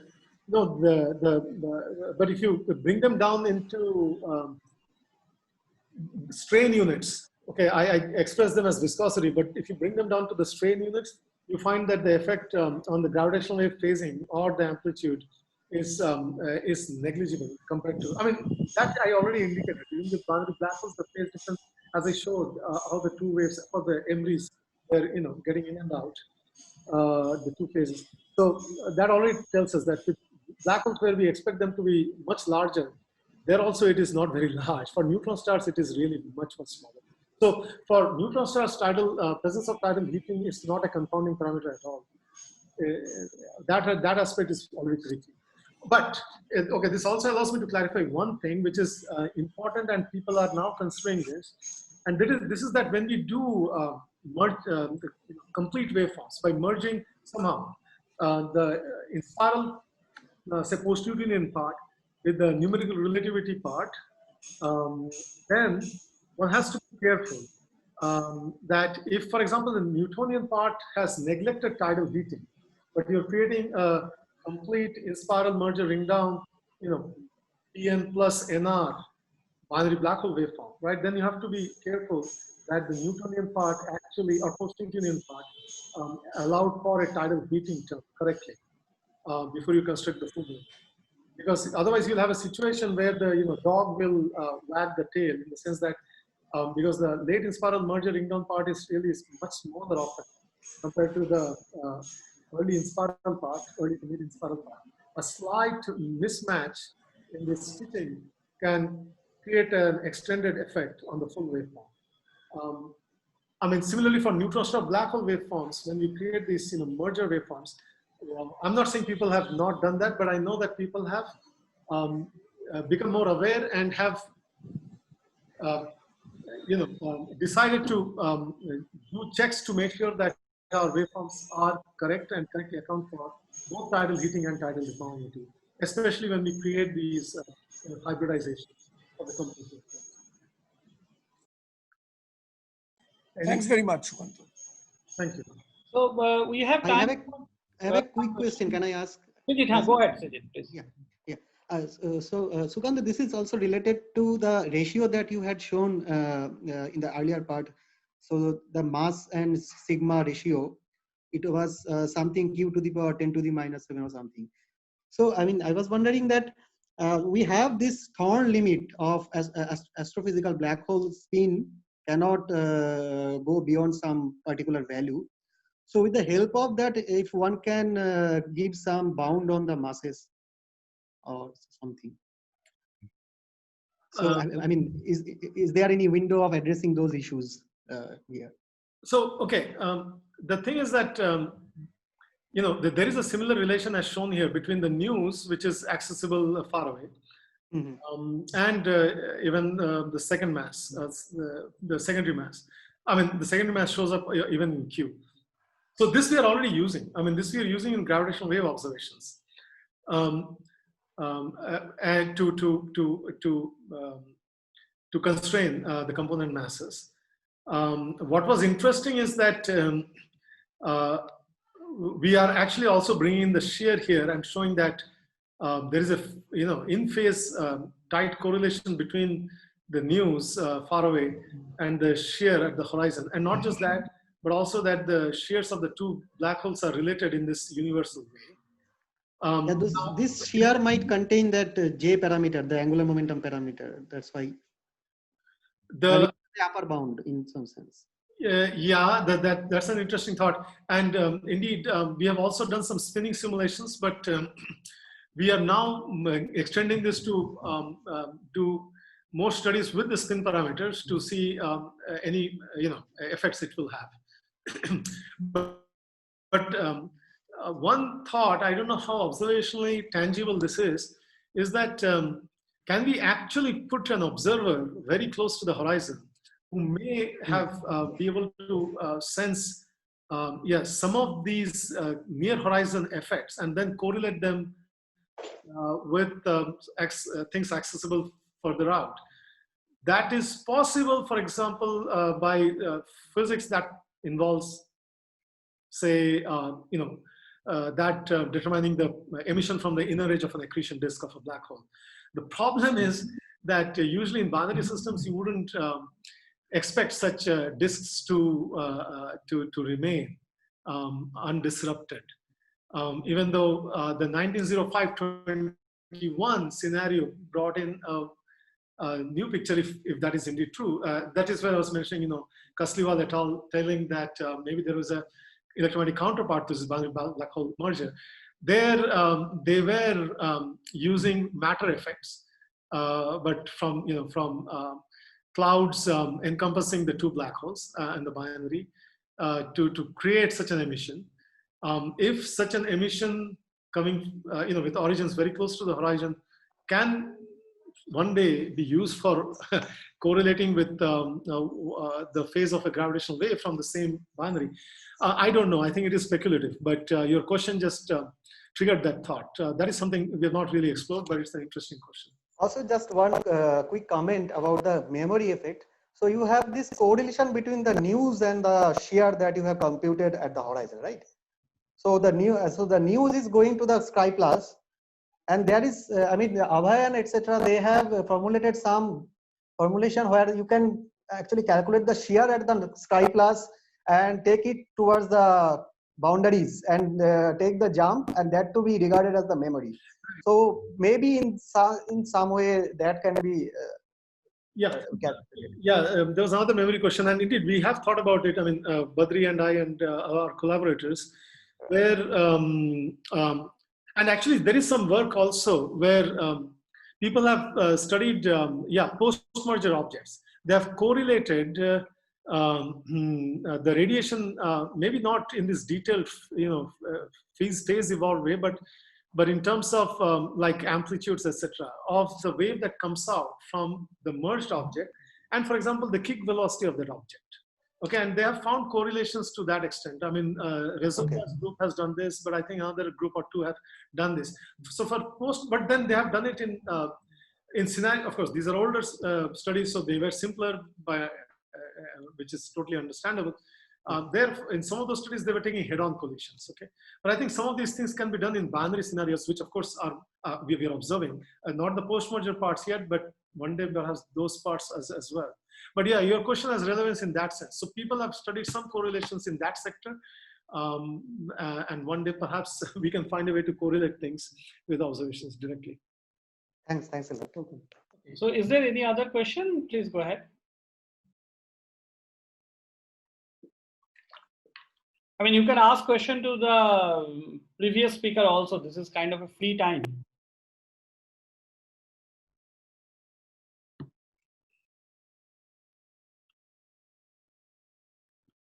Okay, if there is no more questions, Sukanta, can I ask a short question? Sure. Yeah, so one question. So if I understand, are you suggesting that there is some kind of tension between nuclear physics best fit equation of state and the LIGO best fit? Yeah, but remember, I'm saying with all the caveats, I think that should be added. So the primary caveat, this is using agnostic prior, so, and that is fine. So they're not bringing in any inputs, but actually this was, again, we were not the first to observe it. I mean, nuclear physicists immediately said after 1708-17 that many of the relativistic mean field theory nuclear physics models are ruled out or disfavored. I think disfavored is a better word by these observations. But then maybe the data, that is what it is telling us with all the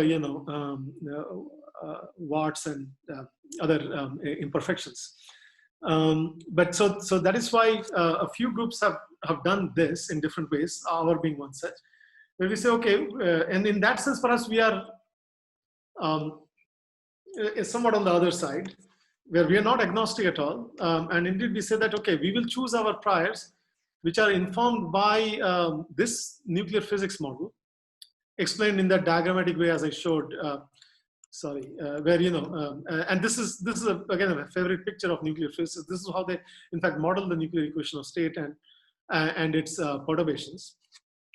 So that was our basis, and so that allows us to bring in these parameters, which also have some inputs from observations. And these are the, all the median values and the error bars are taken from observations, and some of them are very loosely bound, but at least they're consistent with the model, and they have some observational inputs. And with that, we say, yeah, if you were to take this as your prior, so the Bayesian formalism is powerful. One reason, because it allows us to frame our questions in different ways, and also allows us to ask different questions. Here we are saying that, okay, if this is your set of priors, it's like when you constrain the Hubble parameter based on some observations, right?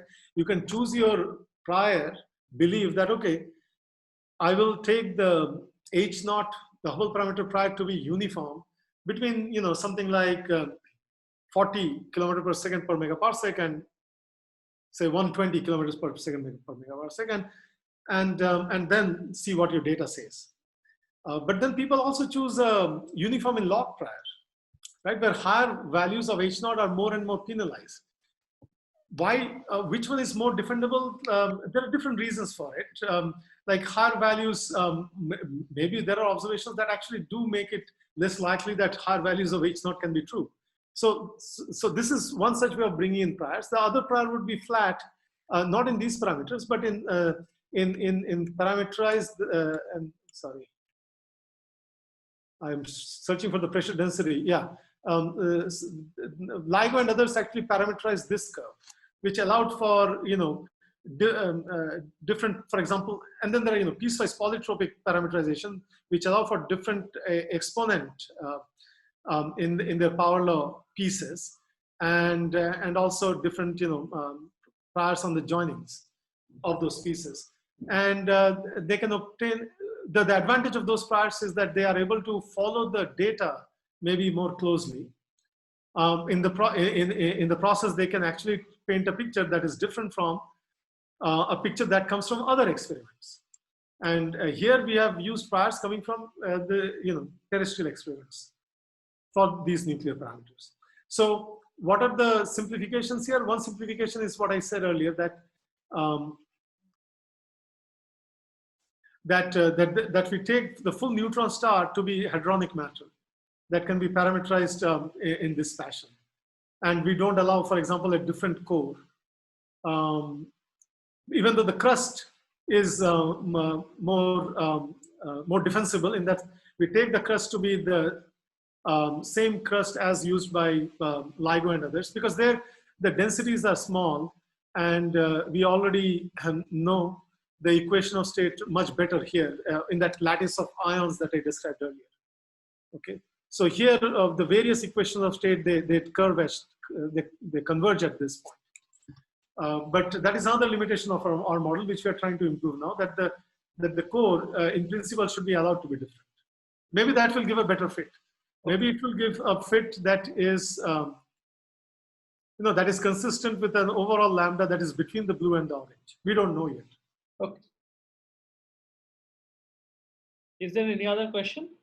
Yeah, hi Sukant, is Arun here. I wanted to ask you again on the equation of state related question. So NICER is of course one way of looking into it. So I remember that when we had the electromagnetic counterpart to 170817, using the the outflow and the kilonova observation, there was some model dependent constraint on the equation of state or lambda parameter. So I mean I know it's heavily model dependent, I remember, but is that more consistent with NICER observations, or is it meaningful to compare them? That's a good question. In some sense, it is meaningful to compare.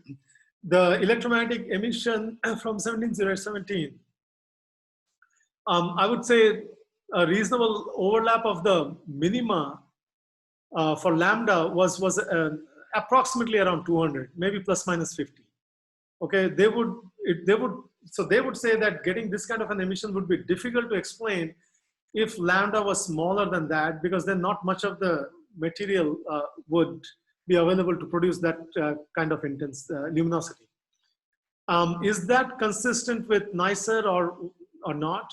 The answer is, yeah, in some sense that is more consistent with NICER, because NICER favors a somewhat stiffer equation of state or somewhat larger radii. Okay, so this is the NICER mass radius plot. So for 1.4 solar mass, they're telling us a radius of something like maybe 12.5 or 13. And if you look at these curves, then yeah, the NICER, but combined with GW. So NICER is pulling things more towards, as I said, 12.5 or 14. But the blue is not there at all at the softest ends of 170817. So in fact, 170817 is the heavyweight which is pulling things closer to lower radii and values of lambda less than 200. Other observations are at 200 or somewhat pushing above 200 for lambda of 1.4. Okay, and also from the LIGO parameter estimation viewpoint, I thought the the bimodality was explained based on the how we transform the lambda parameter into. So I keep forgetting. But what was the if you forget about other all other experiments, I thought there was some explanation as to why the bimodality is there in the LIGO posteriors. No, is it due to some Jacobian of some transformations or something like that? I keep forgetting. Yeah, I think it is. It is from some transformations. I also don't remember the detail at the moment, but so it is not necessarily that. Yeah, so there is a point there, but the fact remains that ultimately the data is supporting a relative preference for these lambda values. I mean, even after you account for the coordinate transformation. Right? If the data did not, the native data did not support some preponderance of these lambda values, then this should not come up. I mean, in other words, this cannot be just an artifact of the transformation.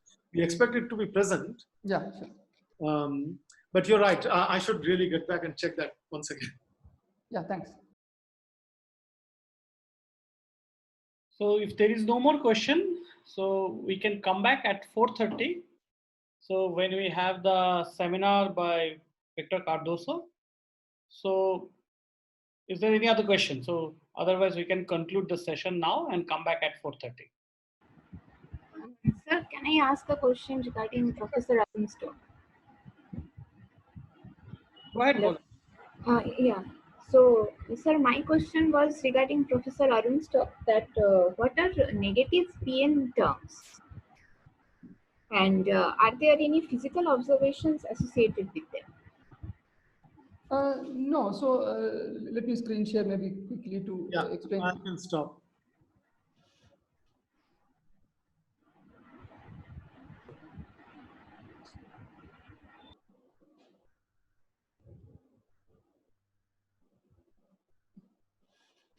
Yeah, so like we said, the dipole term, for instance, so we are looking into the exponent of the frequency in the phasing formula, right? And so I just told you that usually the GR1, the leading order GR phasing formula goes with 1 by V5. And if you invoke a dipolar flux or dipole mode of radiation, you will end up with the leading order term of 1 by V cube. So this is what I call as effective 1pn, in the sense that it is like V square smaller than V5. So basically, to answer your question, there is, I mean, if you calculate gravitational waveforms or phasing formula in alternative theories of gravity, then you end up with different exponents of V depending upon what kind of physics you are invoking. And so I told you that large extra dimension, the case that Nico's paper mentioned, that somehow gives you minus 4pn, for example, and so on. So this is just a reflection of the V dependence on the phasing formula, which we are effectively calling as minus 1pn. Of course, this minus is with respect to the GR1. So the minus is a kind of effective terminology, but that's all what it means, I think. Is that what you asked? Yes, sir. Yes, sir. Thank you. Yeah. Okay, great. So we have a very extensive discussion. So we'll take a break for about 20 minutes and we'll come back at 4:30 for the seminar by Victor Cardoso. Thank you.